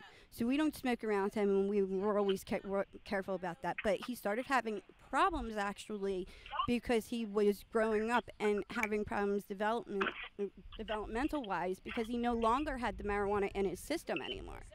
That's what the doctors ended up finding out. So they said, okay, we can do a couple things. You can do Adderall, lithium, or we can put him back on medical marijuana. So he's one of the first children in the state that is a patient, and I'm proud of that, because I would rather have him on medical marijuana. Not granted, he's not going to be smoking, because I don't believe in that. Like, he's too young for me to make the decision for him to smoke. He would do it via, they have microdosing out there now. They have all kinds of oils, edibles. microdosing, edibles, yep. And those are definitely the route that we would go. But, as opposed to putting him on lithium or Adderall, those have been proven to cause lifelong neurological problems. Yeah, Adderall's bad. Yeah, like early onset Alzheimer's, early onset Parkinson's, it's been related to. Like, I mean, Adderall and lithium, that's some bad shit, man. Like, I mean, when you, oh, I'm sorry, excuse my language. I really do apologize. It's all right. It just, I'm one of those people that I read every single thing when it's related to medication. When I go to a pharmacy and I pick up my medication, I read every single word on those pages because I want to know what are the negative effects to everything that they're telling me is so-called going to help my body. And then I turned around to find out yesterday another drug that I was doped up on. It turns out that now they're saying, oh yeah, gabapentin, that one's an opioid too. I take gabapentin. Right. I mean, you know, I was proud of myself thinking that, you know, I'm withdrawing. We decided to change one of my dosages in my morphine, and I'm extremely proud because we figure in 6 weeks I'll be off of it completely. And I take 30 milligrams of extended release morphine that you're only supposed to take once a day, 3 times a day. And we said, you know what, it's time. Let's go down. So we took out my midday dosage. So I'm currently going through the stages of that midday slump. Your body still withdraws because the dosage changes. And the only reason why I can even speak today, and I was even able to make it up here because, you brought up Camden, and that's funny because Camden is literally, like, I live in Oak Glen. So Fairview is my neighbor. It surrounds us. Camden is right there. That's, and I have to say that even the people that I know that live there, if they had the opportunity to be able to get legal jobs, they would do that as opposed to selling and doing illegal stuff because, in the area that I live in, especially with the Haddonfield, Haddon Township, I live in that Richie, I mean, come on, Congressman Norcross is from Haddon Heights. He went to high school with my father. I mean, that's the area that I grew up in. They would prefer to be able to get it in legal aspects via home cultivation or a way that their neighbors don't have to know that they're doing it, as opposed to going black market and getting it off the streets. And it's ridiculous that these men and women instead have to go routes of opioids and not be able to have lives with their children when they're not at work because they're zombies. And that's crap. I mean, but the only way to keep their job and keep living in Haddonfield and paying those taxes, I pay $9,000 to live in Oakland. My husband and I are both disabled. Okay? I mean, yeah. Yeah, she walked up here in crutches, literally in crutches, Bishop. I'm the oldest. Well, I understand it, and as I said, my argument is not against medical marijuana. I think that's so important. Yeah, but why is it okay that somebody at 18 years old can go in and buy a weapon of war, not just a gun? I'm talking a weapon of war at 18 years old, but they don't have the right. They can also sign up to go to war for our country at 18 years old, but yet they don't have the legal right to choose the safe way and the safe option of marijuana, because if they want to go to war, they want to be active in the military, they want to get a good job, they want to go to an Ivy League school, they cannot use marijuana, and their only option is to go route of opioids, which is our issue right now. Doctors are pushing the pills. It's not the money hungry that are looking for, the money hungry are not looking to get into this to make money. They're looking to get into this to get people back working. Go ahead, Bishop. And to be able to... Go ahead. The medical piece is fine. However, legalization, I believe in decriminalization, but legalization of recreation marijuana will open what we see now in the states that have it. You have your medical. Not against it at all. And so we're talking... You're missing the point. I'm sorry, with all due respect. I think you're missing the point I here. think you're missing I the understand point. where you're coming from, that you're saying medical's okay. But it's not okay if people cannot get jobs and be medical patients. It's not okay. Yeah, it does affect a lot of people's jobs, like you said. It does affect jobs. That's why our unemployment is so high, because people cannot choose the route of medical marijuana or marijuana Richie, at all and go get a job. Richie has a question. Hold on. Rich has a question for you. Go ahead, Rich. Hey, Bishop, how are you? My name is Rich Moroski. I live in Spotswood, New Jersey. And I listened quite closely to a lot of what you had to say. I don't know if you're aware of this or not, but on last month on the 3rd, JAMA, the Journal for American Medical Association, released basically a report that they did, and they rendered all of these conclusions from Medicare Part D, which is in fact the part that pays for our prescriptions. And what they found was, in any states where they implemented any type of cannabis program, they had massive reductions in opioid prescriptions. For example, 2.74 million less doses, individual doses were prescribed in states that do have medical cannabis programs. It's really important that we begin to start looking at cannabis as something that is part of our society and will continue to be part of our society. I respect your views. I understand where you're coming from, but at points in time, some of the things you were saying was like right out of the Ronald Reagan handbook.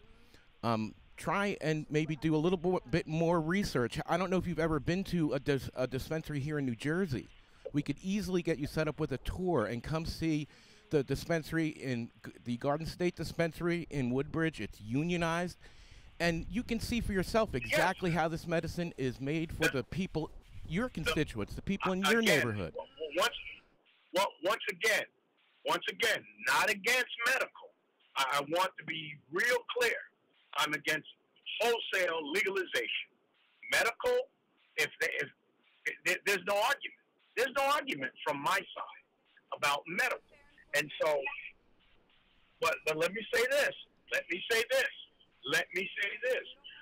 The reality is that there was no opioid crisis in this country, and I'm just going to be real, until it went to neighborhoods that you guys live in. We watch guys come back from Vietnam, and I'm old enough to talk about, watch opioid, as long as they died on the streets and stayed in the urban areas, what they called the hood, nobody cared. But once it moved to the suburbs, then there was an opioid crisis. And so I'm saying to the world that we cannot afford in my neighborhood, we can't afford wholesale legalization of marijuana, because the reality is that no one in my neighborhood can get a job at Depot. Home Depot tests you, because the last thing you want is somebody running over somebody. Our children are born in urban areas right here in New Jersey with the birth rate of third world countries, and it's a lot of it is because of environment. A lot of it is because they can't get decent meals. A lot of it is because of their addictions. I don't make excuses for people that don't do the right thing. However, you don't add and you don't enable folk that are messed up. And all I'm saying is medical marijuana. I am sorry, with all due respect, you are enabling addictions. You are enabling addictions by not allowing free range marijuana, because people can't get jobs. Their only option is opioids. That's so you don't believe in a person's civil liberty. What is scrunging? Scrunging. And call, forget my neighborhood. Call San Diego, the emergency room at San Diego Hospital. They have people coming in that smoke marijuana, just like habitual chain smokers for cigarettes. There are people that have habitual habits of smoking one joint after the other. And they wound up having a stomach problem, and scrunging is bringing up the bile in their stomach as a result of THC in their system. And so what they do for the pain of scrunging, and this is a medical fact, they give them a mild opioid. So you're moving from smoking marijuana into now opioid addiction. But we're not having it. Let's sit at a table. Let's have real discussions with real people. And like I said, I'm not against your medical marijuana. That's not what I'm against. But you're certainly not going to turn loose a tiger that's already eaten up half of my community, and I'm going to allow it to happen. That's just like, it was my organization. Let me share this with you. It was my organization, Black Ministers and the NAACP that took on the state police, where I serve as a chaplain, a proud chaplain. And because there was no racial profiling in the state. Well, guess what? New Jersey is the home of racial profiling. And so you can't say anything to me about what it's going to do in my community, because I'm not messing with your medical. I'm saying you deserve it. I'm saying that if it makes you better, it's fine. But don't tell me what full legalization is going to do in my community. So, and that's the funniest Oh, thing. you're American Indian. I'm almost full American Indian. Hold on. My mom's 100%, and my dad's got a good percentage in, and then I have a little bit of Irish. So, you know, Okay. I'm considered a minority as well. All right, well- So, you know, I don't care where I grew up. I'm not white either. TJ has a question. Go ahead, TJ. Go ahead, TJ. Hello, Bishop. My name is TJ Finnerty, and I have 30 years of 12-step recovery effort for you. And I want to share with you that I've lost 175 pounds using medical marijuana, and I came off 8 psychiatric meds doing so to grow off all drugs. So I think, and I'm also an addictions expert. Thank you, sir. I'm also a highly trained HR expert from Rutgers University. I'm a former IBMer that was chemically castrated on the pills that the pharmaceuticals sold me in rehab. And I have news for you. The way to grow off drugs is with these flower buds.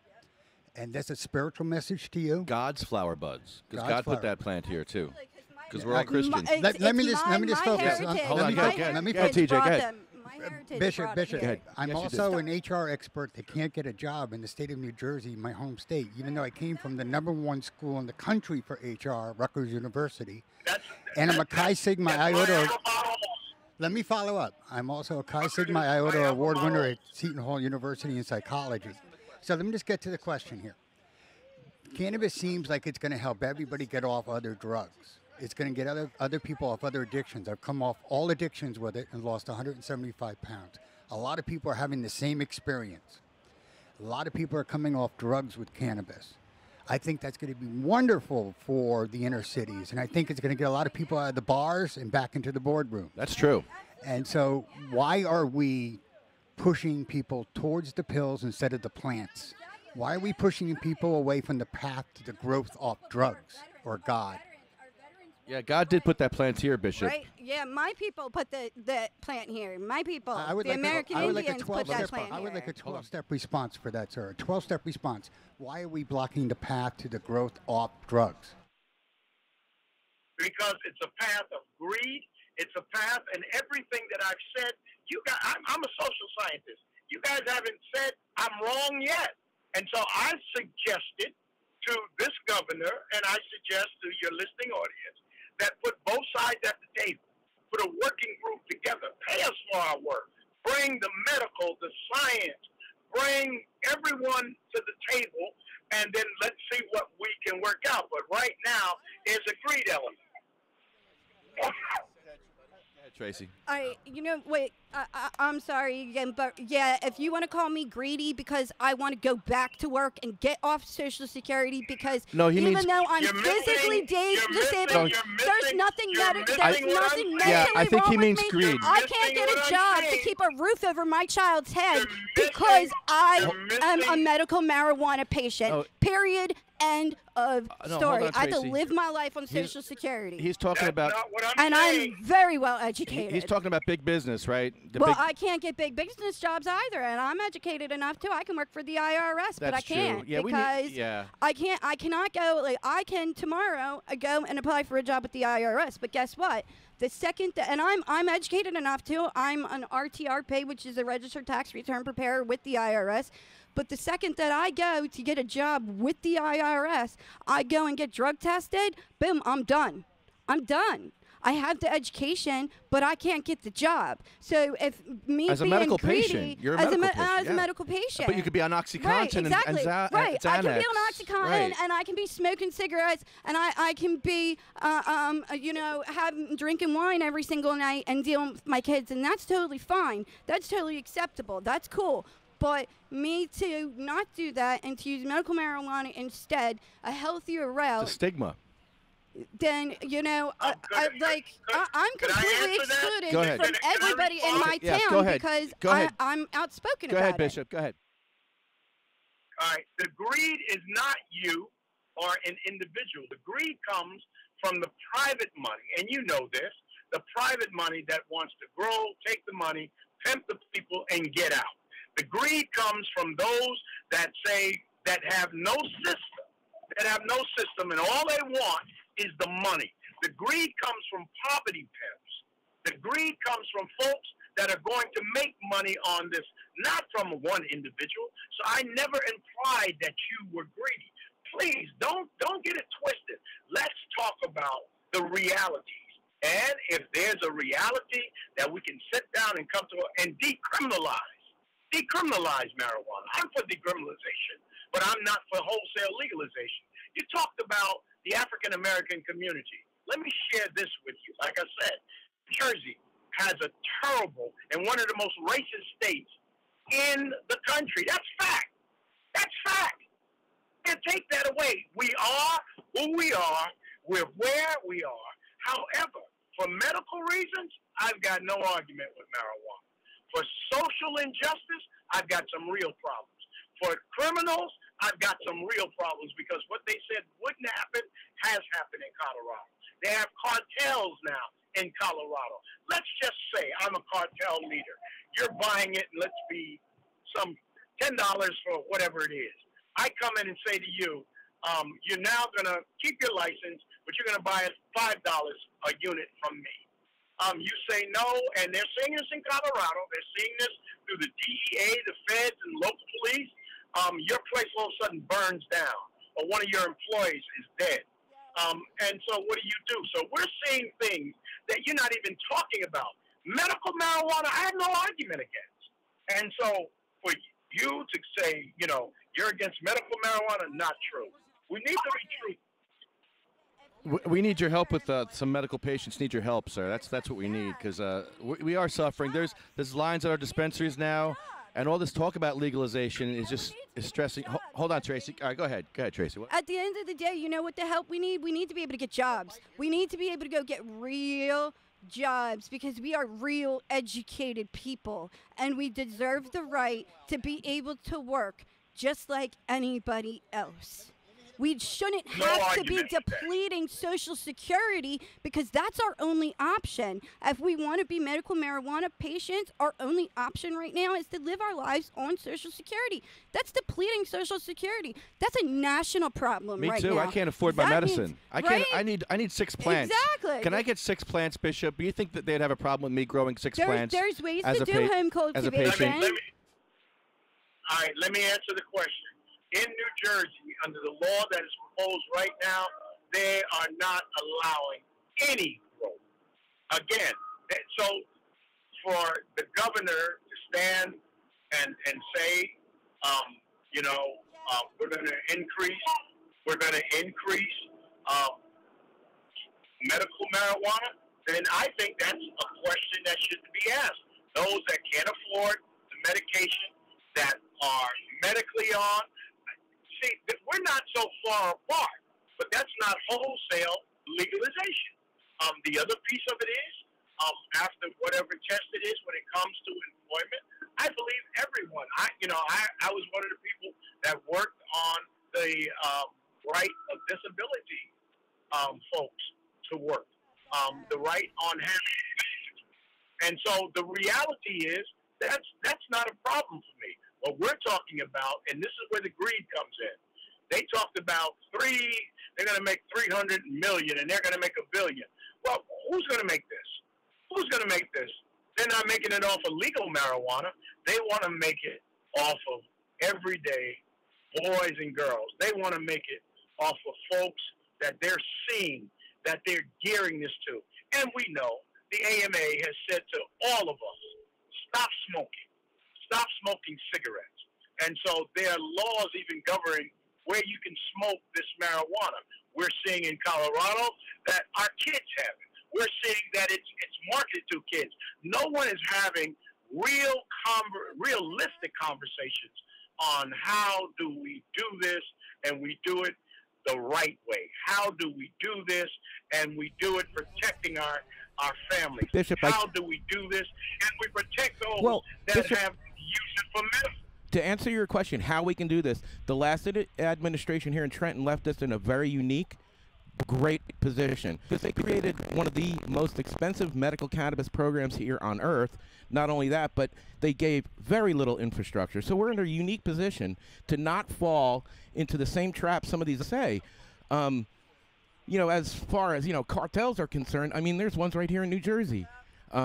They're selling a lot more worse stuff than cannabis. I'll tell you that much. Maybe we should put a little bit more focus on that. However, one of the things you did say that was sort of perturbing to me was about how it's all of a sudden became an opioid crisis when it went into other neighborhoods besides the inner cities. I think that's sort of cruel to say. Addiction is a slave master. It's not like you're going to tell me about racial profiling. It exists. It's true. And you know what I found in areas where they did decrim, the arrests in neighborhoods of color went up disproportionately even higher because it was like painting targets on people's backs. That's what we're opening ourselves up to here in New Jersey if we go for a decrim. It's just going to make things worse. It's going to compound a problem that is so widespread. It is incredible. It's ruining people's lives. You can't even get a garden apartment with an arrest like that. I think what you're proposing is preposterous. No, what you're saying is preposterous because the reality is you can have everything. You've never lived in my shoes, sir. And when you look at it, it has become a racial issue in this country and along racial lines. That's why in New Jersey, African Americans are 70% of the population and 65% of the prison population. The lie that was told about social justice, the social justice piece, is that we're going to let people out of jail. That is a lie. That is a lie. Then why is it happening in other states? Yeah, that is happening, Bishop. There's no state that's letting anybody out of jail. I really think you need to Google that, sir. Yeah, check that. It just happened, actually. I think, sir, that you need to travel around the country with me. I think, sir, I have traveled around the country, I would. probably a bit more than you have. I would do that. Actually, go with me. I would. I would love Bishop, to. I would. In a minute. Who do you know is being let out of jail? Hold on. Who is being let out of jail? 3 guys from Korea last night. Three guys from Peru. I'm just having fun. Thank you so much. Hey, you know what? When it comes down to it, at the end of the day, we're both on the same side. We're just trying to help people. Yeah, I get it. I want to help people too, and I really want to. Well, as I said, if they put together a real commission, if they put together a real commission, if they sit down and we can sit at a table and do the real business case, do the business of the people, all of the people, I think you can find a happy medium. But right now, it's just politicians pushing for dollars, and there has to be a moral voice for everyone at that table. Give me a moral voice. Hello, Bishop. This is TJ Finnerty again. I don't have any cannabis business. I just have a 12-step message. I think we outlawed flower buds to sell drugs, and that is just the ugly truth. And I think this is a cannabis plant that should be free for everybody to grow in their garden. Yeah, back in the 30s. And we created this problem with an irrational belief that a common flower bud was a drug and that somebody needed to control Mother Nature for us. The way to find freedom is to let go of control and let people get healthy again. Sir, and I certainly can respect your opinion. I certainly can respect your opinion. Yeah. I think that. Would you please pray on it for me? We have to set other things together. Please pray on it for me, because I think the black brothers and stuff who've been arrested has been a crime. I think it's horrible, and I think that we prosecute we let the pill pushers off, and we put a lot of people in jail for selling flowers, and that's an ugly spiritual truth as well. Yeah, and I think we need to fix everything, and I think we need to free cannabis to help us find that spiritual calling that I have right now. And why is it only rich white people selling cannabis now in New Jersey? Because only rich white people can afford it. Like families like mine are the only people that can afford it because banks won't back it, grants can't get it. So, and my family are all politicians. So to say that, let me tell you, my family's not greedy. They care about me and my health and the health of my son. They don't give a crap about making money. But it's families like mine that are the ones that have to put up the money because they have it from back in the day. They're old money families. So they have it. They're the only ones that can afford to be able to get licenses, but they're not doing it for greedy purposes. They're doing it because they want to help other patients like myself, my husband who's a disabled veteran, my mother who is a 66-year-old patient, my son we are waiting his card currently. That's what we were. That was our reality. Right now, I am currently downgrading from an opioid, but I'm doing it and I'm here today only because of marijuana. Now, at the same time, though, my home is in foreclosure because of issues that we had with the state of New Jersey and them helping us, being the fact that we're both patients and any aid they give us, we can't be patients and live in our home.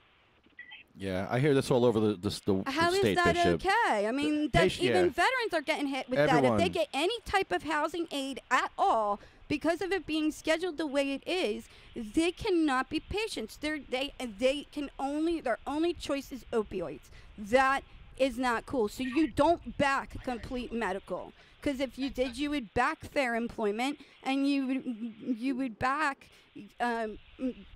Yeah, I'm talking about off-duty use. Like if someone uses Xanax, or if a cop uses Xanax and then off-duty, cool. That's all right. fine. That's all right. It doesn't affect his performance. That's you know? totally fine. That's acceptable, though. You know, but if I, choose to medicate or say I just take it for whatever reasons, I'm not a patient and I just decide to do it for whatever reasons, I'm evil, because that's my choice, as opposed to taking pills. Yeah, well, you're not protected, that's for sure. Yeah, we definitely don't have any protection. So you can't say that you support medical and then say that you only support it in certain circumstances, because you either support it or you don't. You either completely support it, which would be fair employment, which would be allowing people to be medical marijuana patients and get jobs, because that would drop the unemployment rate big time. Nobody wants a stone cop, but if they're off duty and they want to use it instead of Xanax, I think they should be able to.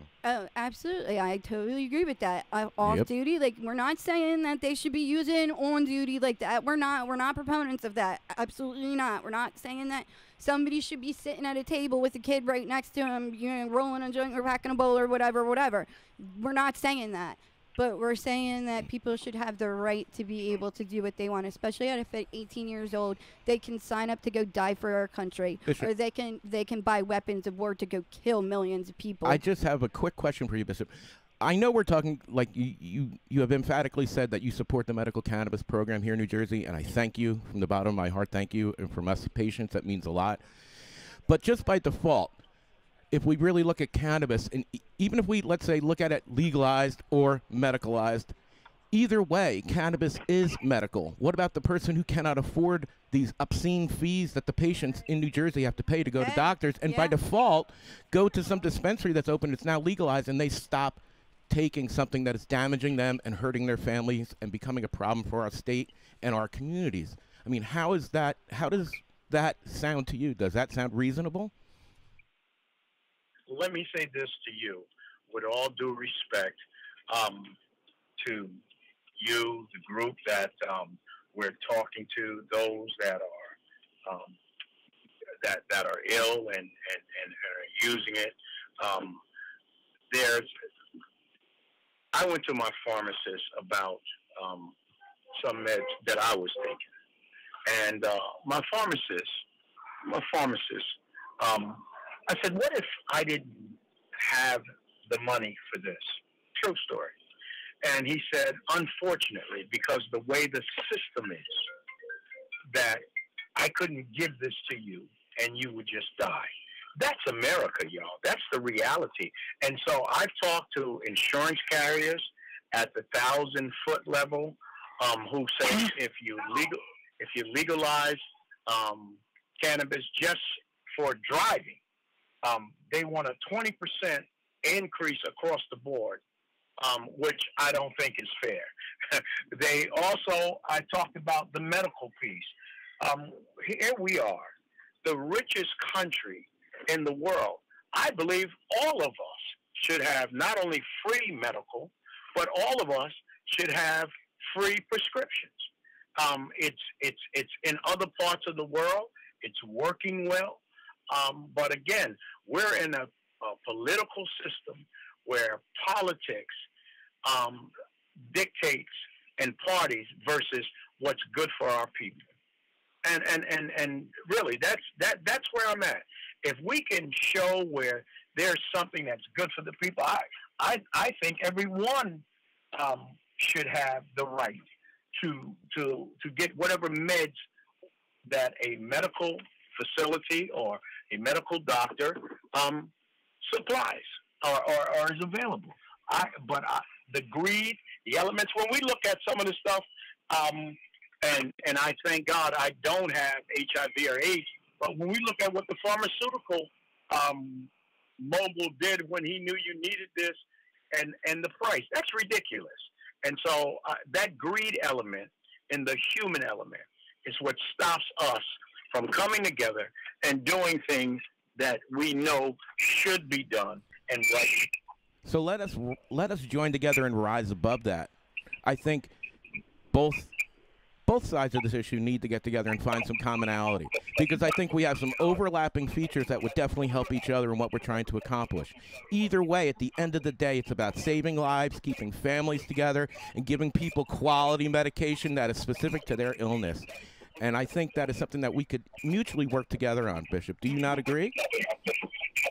I do agree. I think right on. We at the same table. Right on. Thank you. Looking at what we can do for and what's good for the people.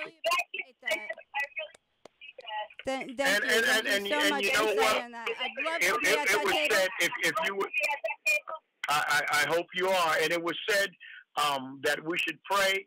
And so however you believe your God is, I'm praying right now that there be peace in your life, there be wellness in your life, and that we are people who can come together to solve problems. Before we say our final prayer, I want to say I want to go on that cross-country tour with you. Okay. Are you listening? And I want to bring my wheelchairs. I want to bring my regular wheelchair, and I want to bring my motorized wheelchair, and I want to go on that cross-country tour with you. I'm totally down for that. And because, activism is my life, other than my ACLU convention in Wildwood in June, and then my ACLU convention in Washington in June, and my ALA convention, American Legion convention in Wildwood in June. I'm free, so tell me when you're down, and I'm ready to go. I'll pack my bags. That's great, Bishop.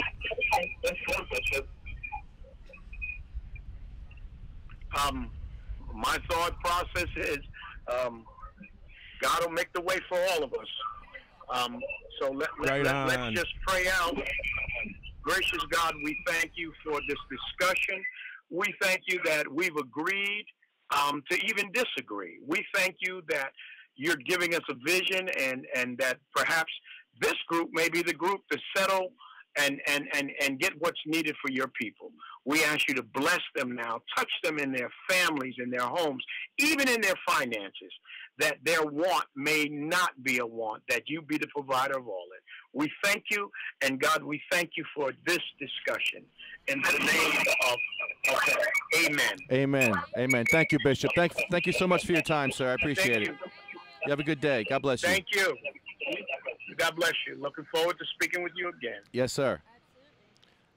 Oh my God! Right wow. on. That was cool. That was fucking awesome. Sorry, guys. I guess I had that opioid withdrawal little rant halfway through there. You hit that midday slump, man, and I loved it. you just can't get through it.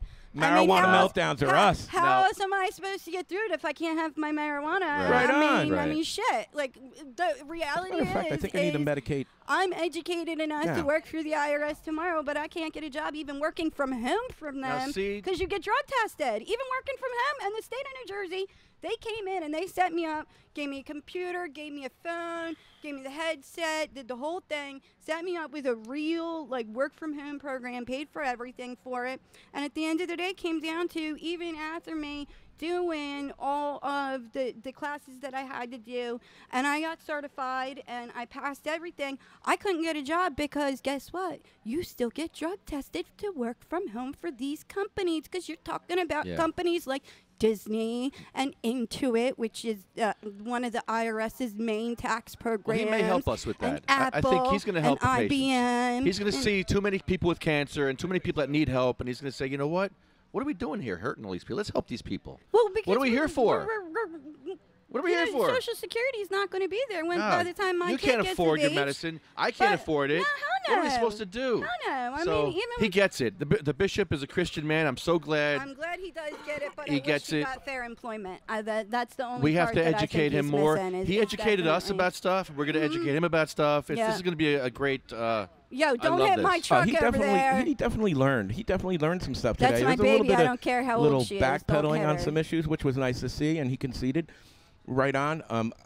I was really, really happy to hear that he's willing to meet us halfway and find some commonalities. We both can work together on this. And I'm totally down for this cross-country tour. Like, I really am. I'm excited. Like, we should go. I have my, I am the historian for the Women's Auxiliary Unit 84 in Oakland.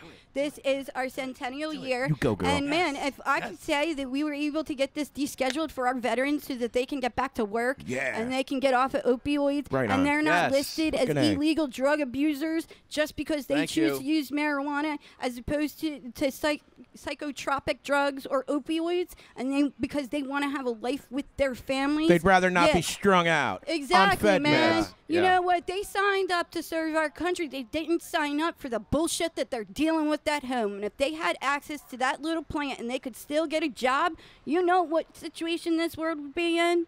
It'd be totally different. Yeah, my husband has TBI, but you know what? He still has some abilities. He could still walk around with one of those little scanners that PSENG uses, and you know, he's got all the background to do it, but yet he can't get the job because he uses marijuana. And I think the devil had his day when he put us in this spiritual chemical catch-22 that we can't work when we're having the cure. Right. But we have to be pushed to the chemicals to find employment. That's it. Like I want to go on this tour. I have the Women's Auxiliary. I'm actually getting. We have our installation on May 19th, so I'm looking forward to that. I'm like really excited. This is our centennial year, man. If I can say that we were able to help make change happen for our vets, I'd love to put that in the history books, especially being the historian. That is like my total goal right there, because there's so many veterans that are like, you know, I need the help. Like, how do I find a doctor? What way do I go? Like, what's my next move? You know, but they're waiting until they're on Social Security because they can't do it while they're working. So they have to depend on the drugs or whatever the VA allows to give them. And I have to say, I applaud my husband's VA doctor by the conversation that I had with her. I don't want to put her name out there because I don't want to get her in any trouble, but her saying that, you know, she can't wait for the day that she gets to write the first prescription to a veteran. And she said to me, she's like, I want you to be there. She's like, I really want you to be there because I can't wait for the day that I can do it, and I applaud for what you're doing. And even when I spoke in front of the assembly on April 21st, you know, I got my rambles out, which is what I'm doing today. I'm getting my rambles out because I'm prepared for the assembly tomorrow, man. Yes. I've got all my answers. Yes. I got answers to every question they had. So tomorrow, like today's my ramble day. Tomorrow I'm on point, man. I can't go to the assembly, man. It sucks. You know I've got to go to my daughter's college graduation. What works out for me, you know what ends up working out for me is I think I'm so comfortable in front of the chairman because he's ex-Army. And I talk to veterans like in a totally different way. Like I just feel comfortable around them, so I didn't feel the anxiety, so I didn't ramble, and they had cut my time down because I didn't realize that I was supposed to sign up beforehand. I hate yeah, that. so they told me, oh, just when you get there, just fill the sheet out, and then you'll get a chance to speak, which you do, but you get put on the bottom of the on the bottom of the list. So this time I made sure that I told them that I'm going to be there to speak again, because when I was at the Cannabis Learn Convention, I was able to get a lot of answers to a lot of the questions that they had, especially in relation to helping the veterans. Like one of the things we brought up was small scale home cultivation, and I meant the CEO of a company that's what they do. They train people in small-scale cultivation. And then they said, well, what about the price of electricity? And I met a company that they have a little air purifier because they were also worried about the smell. I met a company that they provide an air purifier that can actually be used. It's for basements. It's for completely closed-in basements. And so that way there is no smell at all, and it runs off of a 110 voltage electrical out grid, so you don't have to get anything special to be able to home cultivate. So I was actually able to answer a lot of the questions that they had and a lot of ways to help our veterans. So I'm really excited for that. I'm looking forward to it. I can't wait. Like I'm jazzed for this one. You're a heck of a soldier, I gotta tell you that. And I want to thank you for being the cannabis crusader that's paving the path off drugs with these flower buds. Hey, at the end of the day, I look at it this way. Yes, I may be physically disabled, but there's nothing wrong with my brain. And if I don't use my voice, then all I'm doing is I'm not only hurting myself, but I'm hurting others, because I'm not helping those that can't speak for themselves. Yeah. And that's including spina bifida patients. There are some that can't speak due to hydrocephalus and other just serious issues. Wait, what? There are some spina bifida patients that can't speak. Why? Yeah. Because they have the hole up here. Depending on where, that's my form of spina bifida is generally based right at the base of the brain, right. And that's why it's considered terminal. And luckily, for some odd reason, it ended up being at the bottom of my back. I wasn't diagnosed at birth because I have a lipoma tumor. You guys can still I don't have any problems showing it off. It's just a big.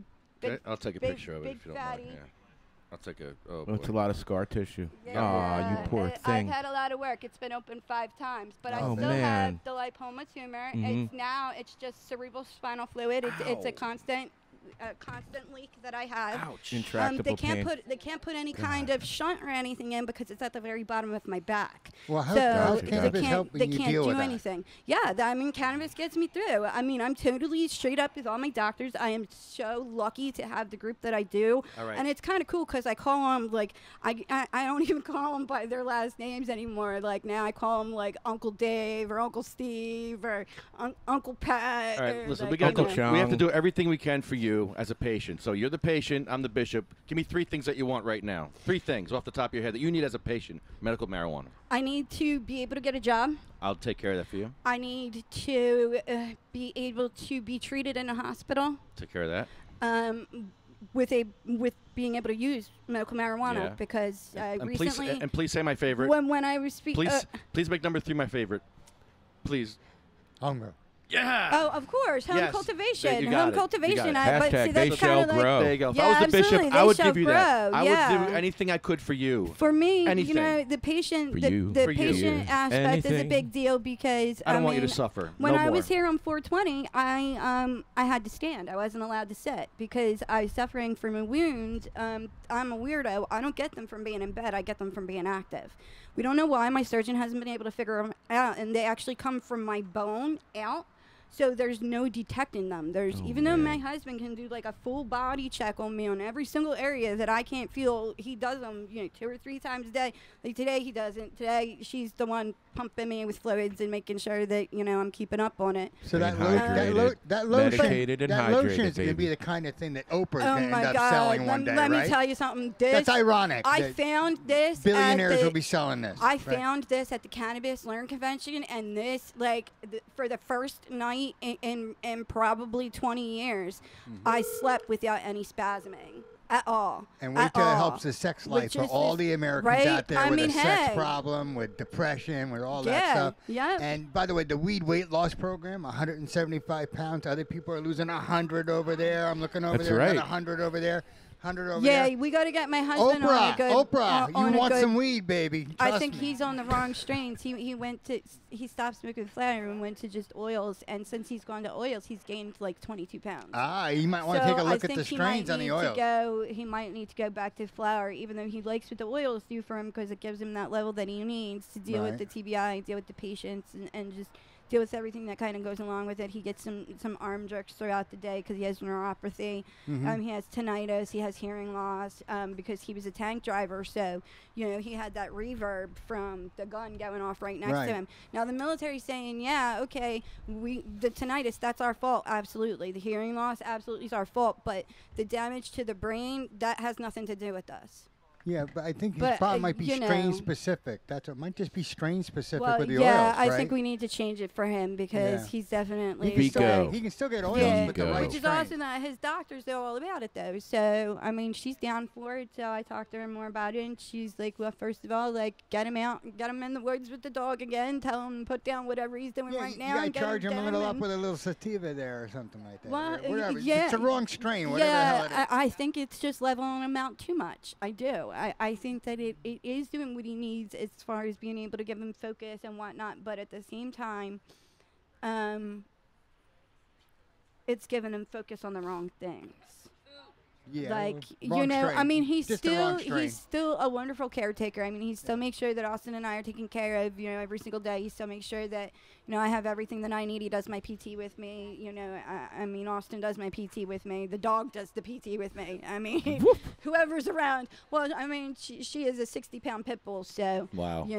I'm scared. Good I'm dog. scared of meeting this Good dog. Her name's Rosie. Her name's Rosie. She's such a sweetheart. She's a Does she lover, eat not people? a fighter. Does she eat people or is she nice? No, but you know what? I did figure I had at least 15 years before the cops knocked at my door saying, "Hey, does this belong to you?" And we've had it happen probably 3 or 4 times. And not with the kid, with the dog. So, and she's only 4. So I'm like, man, kids.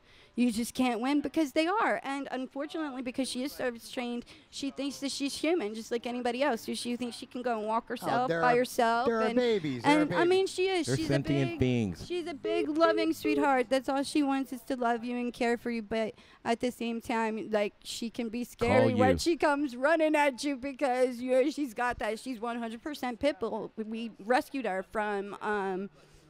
The good friends of mine, the Badalonians who live in town, they've been in town for a long time. Really good friends of mine were always there for me whenever I needed them growing up. Really, like, super supportive people. They actually let me know. They sent me like a Facebook link. They knew that we were looking for a dog at the time, and I was like, rock on. So we went, and we actually went for Rosie's brother because I wanted a male dog. I had never dealt with a female, and I figured I didn't want another bitch in the house because I was a big enough one. I didn't want to deal with 2. So, but I could handle a male dog, and I had them before, so I could deal with it. But he didn't want anything to do with us. Kept running away from us, and she was at my feet, and she wouldn't go away. And I was like, finally, I picked her up, and I said, "We're not here for you." And she just licked me on the nose, and I said, "Okay, that's it. We're going home." And she's been the best thing that we've ever had. I mean, granted, it sucks because we had an emergency room doctor refused to treat me once because she was with me in the emergency room, and she was laying on the bottom of the bed, and she had her service animal stuff on her. So she was clearly marked. Yeah. That is a violation of the ADA, big time. He came in and he jumped, and he refused to treat me after that. He just signed me out. Because he was startled, not that the dog startled him. Exactly. Like, she didn't do anything. She did not move at all. She didn't try to say hi in any way, shape, or form. She was working. So she knew, she knows not to do anything. Man, so I'm so sorry that happened to you. That must have sucked. Dude, man, like, there's all kinds that you deal with. You deal with that bullshit. You deal with, just regular everyday, That's strong. just crap. Run-of-the-mill ignorance. Yeah, straight up.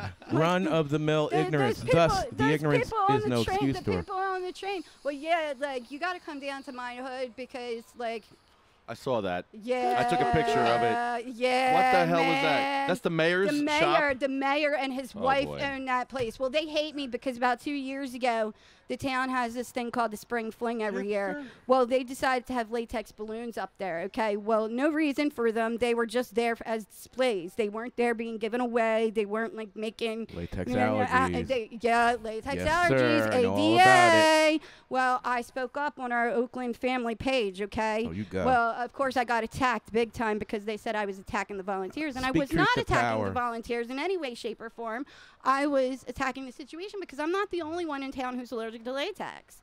And I was attacking the situation. And because my whole family was there that day. One of my sisters, who I don't get to see very often because she lives in Delaware, she was up for the day. So, you know, I wanted to see her and her kids, and I was excited about being able to go. Well, I wasn't able to go because I get up to the literal end of the street, and we look down, and all we see are these things probably as high as this tent of latex balloons, and they're just there for displays. Use the money for something else. Besides, that's a violation of the ADA. Wheelchair right there. ramps. Yes, yes, and here's the funny thing, Lefty, in town. Real estate offices. Did you call? I did. The brewery is. We have a microbrewery. Go Oakland, awesome! Like, I'm so proud of town for us having that. That's accessible. The bar is wheelchair accessible, but the coffee shop is not. And the coffee shop's owned by the mayor and his wife. And it's funny, at one time I gave the man all the information in relation to a really cool ramp that it was, you push the button on the outside of the building where you could push the button, because the coffee shop is relatively new. It hasn't been there forever. So it's relatively new. So, you know, right at the time, we were still in good graces, and I gave him all the information in relation to a push button, a little, like, saying that the door would open, and then the little ramp came out, so, and it went down perfect for the elevation with no problem. And it wasn't until after I spoke up about the latex thing, because he said that the town paid for part of it. And I said, well, you know what? If the township pays for any portion of it, even $1 of it, that means you're responsible as the mayor to make sure that it's ADA regulated. And latex balloons, you can't have that, not at a town event anymore. You're not allowed to do that. That's a clear violation right there, not for just purposes of decoration. Now, if they're being given away, if there's like a balloon, like animal balloon thing, then that has to be very clearly printed on the flyer that goes out prior to the event, and all township members need to be aware of that. I pay $9,000 a year in taxes to live there, and you're going to tell me that you're going to have township shit that I can't go to? Are you fucking kidding me? Maybe he's a commie pinko. He might be.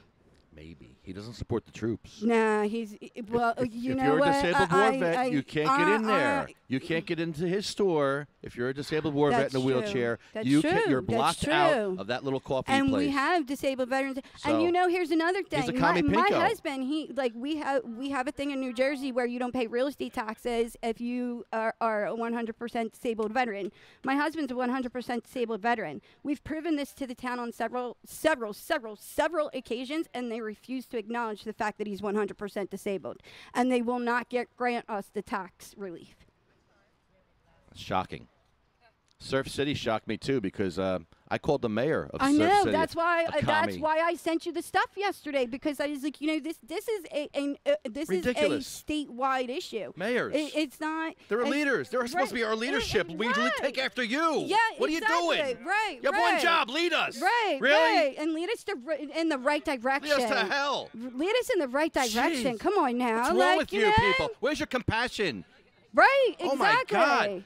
Disgusting. I get fed up when you get. Like, you don't gotta trigger check me. out. You gotta check out my feed. Don't trigger me. I'll trigger you. You trigger me. Yeah, I will trigger Lefty, you. You gotta check out my feed about the mean girls in my town. All right, I'm not gonna call them out on this. Okay, because, the mean girls. But you gotta go check out my feed, because you know they're saying that ladies' night wasn't a ladies' night. It was, you know, just for a select few. Well, if everybody knew about it and expected for them to be able to go because they thought it was ladies' night, and then people couldn't go. Ladies' night. You know, I mean, ladies' night. What Unless do you're you in a think? wheelchair.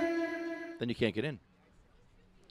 That whole you street. can't get in the bus. You that can't whole get in the street. bus. You Did can't get in the bus if you're in the wheelchair. That whole street of Oakland. The whole street. I Right? looked at No, but it's you a mess. can get in the microbrewery and you can get into the bar. The bar is accessible on the other side. You couldn't see it from the Manor Bar is accessible. They- They have another side. They want you drunk. That you can get in there and you can get in the microbrewery. Those are the only two that are accessible. In any drugstore, I'm sure. Yeah, all the drugstores, of course, they're all accessible. So, but I mean, a shout out though to the fact that we do have 3 head shops in our small little town. So we start the town with a head shop that's almost directly across the street from the police department. Then we have one halfway down, and then we have one right at the end of town. So I mean, shout out to that much, but that's still not showing respect. So I mean, you saw it, like. All right, so we're going to end the show in a couple of minutes here. Honeybee? I don't know how to work. Hello? Hi, Honeybee from Oregon. How are you? We love Honeybee. I'm great. How are you? Haha, we're doing better now that you're here with us. Did you hear us talk to the bishop? Yeah, now I'm going to get a lot of heat when I get back to town tonight. They're all going to be attacking me. If they weren't before, they are going to be now. Bishop. Over here. Over here. I think Honeybee's at work. I'm going to just keep her down. Honeybee's busy right now, but she'll be with us in a few minutes. But I do want to thank CMMNJ. He's the man. He really is. Like, he's done so much. Like, I've had so many cool conversations with that man. And, I mean, you know, like, you ever want to know anything, guys, like, go on my Facebook page. Look him up. We are friends. Anytime you ever have a question, I don't know how quickly he's going to answer you because he's a very busy man, but, you know. But what we do all know is know. if you really want to know everything, you have to call Wayne. Oh, there you go. Wayne Yeah. Wayne. Wayne is the man. He has the yes. answers. Wayne is the man who has the Yes. answers. Everyone who loves that's Wayne, for raise your sure. hand. Yes. Yes, Yes. we love Wayne. Right Yes. on. Yes. People out in the street wait a are minute. raising their hands. Holy This is cow. great. It is a wave. It's like Yankee Stadium, Wayne. We love you, brother. That's great. Yeah. That's Oh, for man. sure. That's for sure. SativaCross.com, MagicalButter.com, NewJerseyWeedman.com. Whoops, stop right there. Free the weed man. His trial starts Tuesday. Yeah, man. Where would that trial be? Down the street here. I'll see you all there Tuesday. We'll smoking out front. Wait a Okay. minute. What The is trial Tuesday's of date? the New Because Jersey I'm up Weed here. Man. There's a female Democrat running that if she gets voted in, Okay. then the Democrats will take over the House of Representatives. And I just got asked to be part of their host committee. So now I have to come up with $125. They were like, you can either have people donate it to you or you can pay it yourself. But this is something I really want to do because, I mean, man, she's like totally for legalization. She's totally for adult use legalization. What's her name? Mickey Sherrill. She's running up here. Will she free with the weed man? Yeah, will she help the weed man? You know what? I guess I'd have to talk to her. Right like, on. Yeah. Make it a Let campaign me issue. speak out to Marshall Spivak. He's like kind of running things. Let me reach out to him and see what he thinks about that because I think that would be really cool. Now we have our event for her, a host event for her on May 21st. So I'm looking forward to that because, you know, anything we can do to help more Democrats get into office and because they just seem to be more empathetic people, period. How about we put it that way? More open-minded Yes, folks. more open-minded No one folks. enslaved to one party or There's the not other. too many- Just someone a free thinker who thinks for Exactly, everybody. right? Like we need Too many somebody. scientists out there that are very sensitive to the pain of their patients I and they know. cut them Oh, so off if sensitive. they can't pay. Oh yeah, big time. Like my girl, she was having problems out in California where she moved from one county to the other, and her insurance changed, and she was on Prozac, and the doctor that she was going to had to change, and so an hour before she had her appointment to go for her new prescription. Now, mind you, she was at this point going to be out of it. An hour before her appointment, they called her and said, we can't take you because your insurance has changed. And she said, what? I hate I that. can't even Yeah. self-pay. So many Like, times. I can't self-pay. I can't anything. Like, you can't give me, like, a courtesy script until I can get this worked out. Anything. They refused to help her. How can you do that? Like, how can you be okay with yourself as a person? Like, really, man? It Come drives on up now. prices. That's why. Yeah, and it's all it about helps. money. That's true. Big pharma. Big Pharma. UFCW, United Food and Commercial Workers, Local 152. David versus Autism.org, medical-freedom.com. New Jersey Cannabusiness.com. South Philly Normal. South Philly Normal. Represents. CannabisLegalSolutions.net. New Jersey Grannies for Grass, Minorities for Marijuana. Canaway. JacksonStorms.com. Jenny's Purple Ribbon Journey. Jenna's Journey. Aerial Photography. Arlo Glass. OprahMachine.com. Weed for Warriors.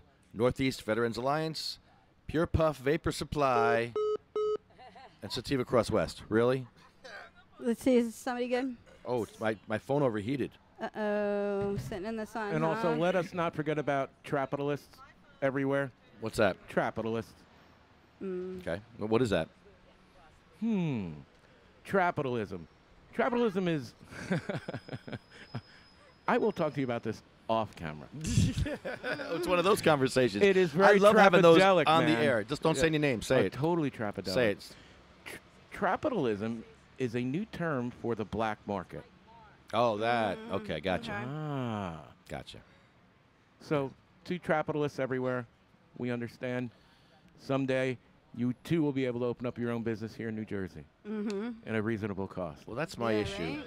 Yeah, we didn't get into that too much with minor. I wanted to ask him, the bishop, his opinion about the mayor's race in New York City. Oh, yeah. Oh, yeah, right? Absolutely. That's right in his neck of the woods. I'm sure he would have a lot to say. What's that woman's name that's running?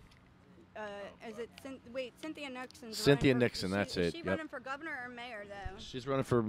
She's mayor? I'm sorry, governor. She's governor. It's Yeah, I governor's was going race. to say, Governor's she's race. governor. I mean, she is pro-cannabis, but then she just said some things that kind of Yeah, what did she say? seemed like she put her foot in her mouth a little bit. She said stuff that Leo's Bridgewater says, though, I think. Because Leo Bridgewater wants to open up cannabis dispensaries in minority-owned communities. Right. Well, and that's the thing. Like, I don't think she necessarily said anything wrong. I mean, I just think that people kind of took it the wrong way, whereas they felt how that it was she was reported. talking about how It's out of context. that's all she wanted was dispensaries in minority. I think Yeah. that's how they twisted I don't it, know but how I do yeah. not believe that that's like I read. It's weird. I unfortunately my credentials got messed up because I was supposed to be in the VIP section that day. And you know, things happen. You got to wait for them to make sure that they've done a complete background check when you're dealing with these kind of people. And I didn't realize Leo was going, or else I would have just went with him. So, you know, but at the end of the day, I missed it. And then I did read what she had to say, and I do believe that I think it was taken out of context. I think they're trying to say, oh, she wants it in minority, because if she has it in minority neighborhoods, then that's going to, you know, take all the minorities to there. That's going to keep them there. I think that's the way that they twisted it to be, where I don't believe that that was necessarily what she was trying to say. I think she was just trying to say that, hey, you know, if we put them there, that would kind of help out. That would cut down with the unemployment rates, like that they're prime properties to build in and to rebuild, and communities to rebuild in general, because you'd be bringing people into the community regardless. So I don't know, you know, that was just kind of my little, you know, I don't know how, I wasn't there to hear it, so that makes it more difficult when you don't actually hear it and you're just reading stuff about it. I think it makes it a lot more difficult because I didn't get an opportunity to listen to it. I only read about it, but that much I will say. So, you know, I don't know. I don't believe it was necessarily like, you know, the way that they're, only. I don't believe that it was necessarily that. But, again, I wasn't there. So, you know, there's three sides to every story. Right? Sorry, I'm trying to get this thing going. I was expecting, like only to talk for, like, a couple minutes. Like, this has been really cool because, especially because, like, it really will prep me for tomorrow because I won't ramble tomorrow. There we go. Let's try that again. My phone overheated, so we'll put the phone in the shade this time. Wow, that's Who are we calling? very unprofessional of me. Honeybee. Oh, Honey. That's what happens when you work out in the open. In the sun, right? And Apple products, exposed to the element. Mother I know, Nature. my phone hates me. You have to stay hydrated. Yellow. Yep. Yellow. Yellow. Your call has been forwarded to an automated voice messaging system. Really? 5. Ah. What? Good. I was called Honeybee the other Good. day, but in a negative connotation. Don't tell an old man to turn it down. I can't hear you. What'd you say? Turn it up. Honey What'd bear. you say? I can't hear you. Hold on. I got to turn it up. What? What? Okay. All right. I'll turn it down. All right. Um, Well, that was annoying yeah, too. we don't want to do that. We don't want to annoy people. I'm sure I'm already getting screamed Least at of here. all, you. All right. So what happened with the honeybee? We got disconnected. Now she's not picking up. I made it, yeah. She probably wouldn't left her job to go out and call us. I'm sure I'm coming home, G. It's a whole load of bullshit. I can't wait more to time. read my feed later on. One more So, time. But it's got to be said. All right, so our list. Oh, I forgot. Sativa Cross West, PurePuff Vapor Supply, and then Sativa Cross West. And our horrible list of people that have died. 1 out of 10 medical cannabis patients die every year. And it's a horrible statistic. And we all probably know somebody by now that's died as a patient, if not more. Honeybee, are you there? Hello. Yeah. There you are. Hello. I'm right here. You still at work? Oh, boy. So the first name on our list is Cheryl Miller. She fought from a bed. She couldn't move her body. She couldn't move her legs or her arms. All she could move was her head. And that's how she fought. She fought with her mouth, her eyes, and her ears. And she changed people's hearts and minds. So all you can do? She went to, Jim Miller used to push her around. And he pushed her down to Washington to Senator Andrews' office. And he had a no vote for cannabis. And she talked to him and changed his mind just by talking to her and seeing how medical cannabis helped this poor woman with her multiple sclerosis, how she was just dying in her deathbed and being pushed around, and cannabis was helping her. And she inspired me to do this. She came to this State House, and I tell you, she'd be very happy to sit at this table right now because she came to the State House many, many times to protest to get medical cannabis. Good And for she, her. and she never lived to see it, but she's probably watching and thinking that she should be here right now because she'd be happy to sit right here doing a bong hit. Let me do a bong. You have a bong? Who's got a bong? Here, I'll just do a rip. I'll do a rip. There's a bong over there. I'm gonna do a rip for Cheryl. Here, I have a bowl.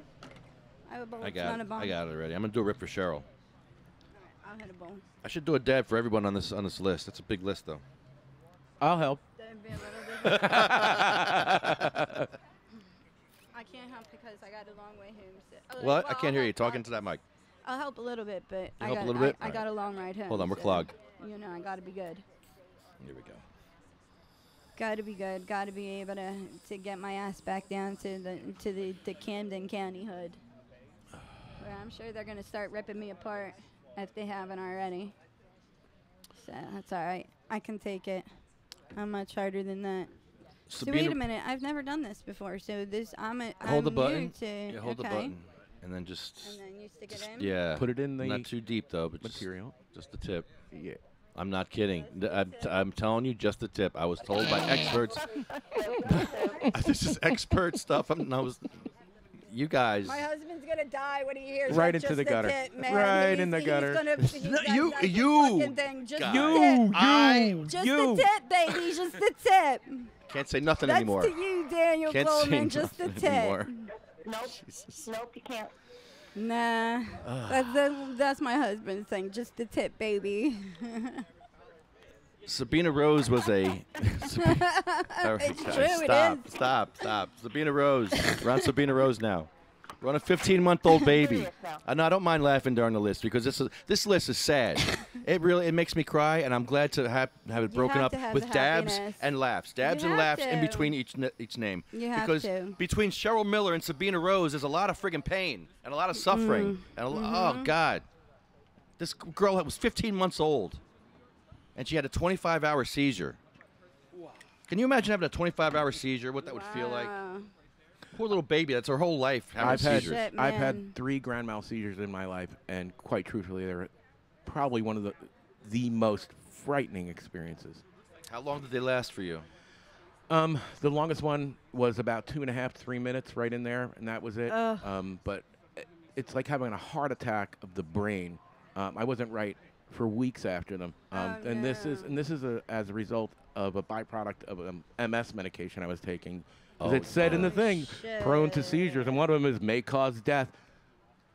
And I experienced that, and I thought I was dying. So, man, I could not imagine having a seizure lasting that long. 2.5 minutes seemed like an eternity to me. Poor baby. That was outrageous. And she died right before her card came in the mail, like 2 weeks before. And Governor Christie made this little 15-year-old, in his regulations, his over-regulations, he made her go to a psychiatrist. What's a 15-month-old baby going to say to a psychiatrist? Right. For real? Hello. Like. I'm not going to do the skit. Bye. I won't do the skit. Hi. This is crazy. Do you want to do the skit? You want to do the skit with me? You want to be Sabina Rose? I'll be Sabina Rose. You be the doctor. I don't like playing doctor with you, Lefty. I don't know the story, or else I would play doctor. I'd play doctor with really? you anytime, Lefty. What is the girl going to say? What is that little girl going to say, man? Come on. Why put our family through that hoop? Jump through hoops. Jump through more hoops. Jump through as a sick person, a dying family, suffering. Make them suffer more. More hoops. More bullshit. More red tape. It's Thank all you. red tape. Disgusting. Fucking red tape. How are you not helping? This is know why our what? nation's not anti-Christian. There's no Christians in our government anymore helping people. I have the fake Christians. The director of the Division of Disability Services telling me anytime something goes wrong, oh, it's just the paperwork. Yeah, well, just the paperwork got my house put into foreclosure these right people. now. I'm fighting that bullshit right Help now, them. and it's their fault. How dare you not help these people? Don't get me fired up already with this list. All these people on this list, they deserve better. Bullshit. Yeah, they deserve did. way better than what we give Hell them. yeah. Diane Ripatella, she was here at the State House. She died from ALS. You know what happens when you die from ALS? Your whole body just seizes up, right? Yeah, just Google ALS and how you die. slowly It's pretty asphyxiate. horrible. Yeah, you suffocate, right? So she had ALS, and she came here and she fought for her rights, and she knew she wasn't gonna get it in her lifetime, but she fought for you guys to get it, and that's pretty amazing. So Diane Ripatella, I'm sorry you're on our list. Little Gracie, little girl, little Cindy May, Marie from cancer, Jack, Joan Ford, Jake, Randy Robertson, Polly Connolly, Bill Buckman, Chad. He died from brain cancer. He won one of our first magical butter machines, and we went up there. Actually, Ariel was there. Ariel, you remember Chad. We went up there, and we helped him make butter and oil because his mom didn't know anything about cannabis. They just said, here's your cannabis card. Have at it. Woo! Have fun. Hey. Really? And now what?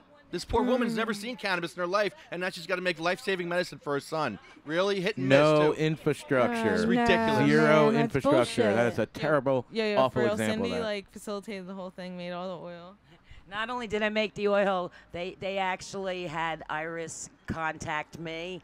The doctor said, if you want your son to live, contact this woman. She has some connections and Right knows on. how Yes. to make the oil. Right That's on. the way to do it, Yeah, man. yeah. Good job. Yeah. And we gave Chad, what, 6 months?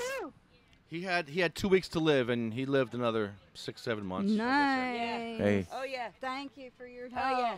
Thank you. Poor guy. You know, I got a great story for that. Well, we're ending the show. We'll so have to tell it next so week. yeah, next week. We should call Iris. Yes, next week. Jeremy was Joanne's husband. Joanne Zito. Joanne Zito. She's wonderful. Yeah, she's a sweetheart. Colette, Yes, sir.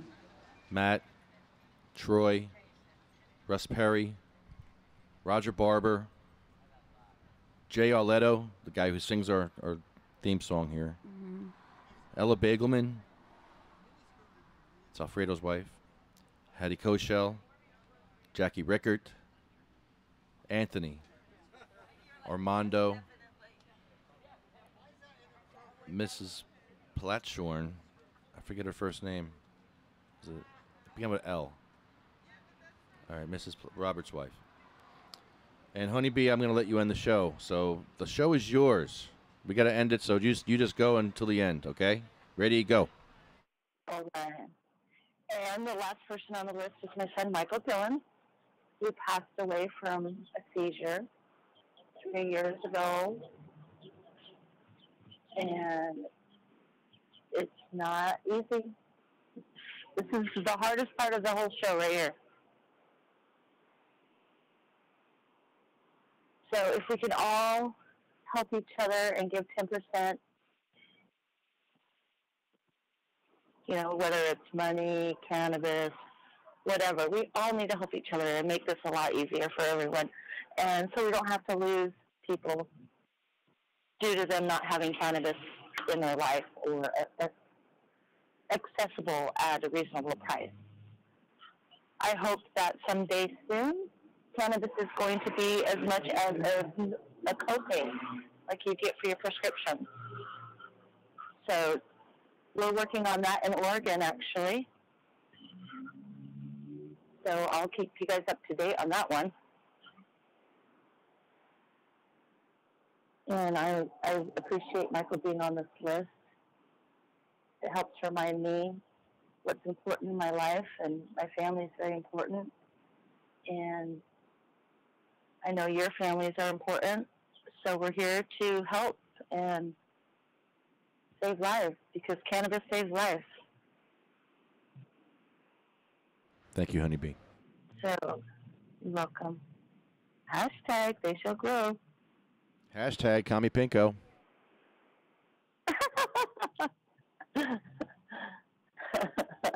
No, hashtag they shall grow. Let's hear everyone say it. Everyone, hashtag they shall grow. That's all you get. Everybody, say it louder. That's it. Louder. Come on, Lefty. We That's can all do you're this. getting. That's all you're getting. Let's Come on, go. we can do this, Lefty. Let's try it again. Ready? We can do it. We can do it. They're doing some dance routine over there. Stop doing your They're doing a dance routine. Just end the show. Just they don't. Ready? They're over there. We're Who all knows? saying hashtag we shall grow. They're doing Simon Says. That's more important, Cindy. I know. Yeah. All right. Okay. Well, Go ahead. I'll say it. Ready? Hashtag they Hashtag shall grow. They shall grow. Hashtag they shall grow. they shall They grow. shall grow. Hashtag they shall grow. Rose is here. Hi, Rose. Hi, Rose. I said hashtag they shall grow. Hashtag they shall grow. Hashtag they shall grow. All right, Honeybee. Thank you. Thanks, guys. All right, here I go. They shall grow not old, as we that are left grow old. Age shall not worry them, nor the years condemn. At the going down of the sun and in the morning, we will remember them. We will remember them.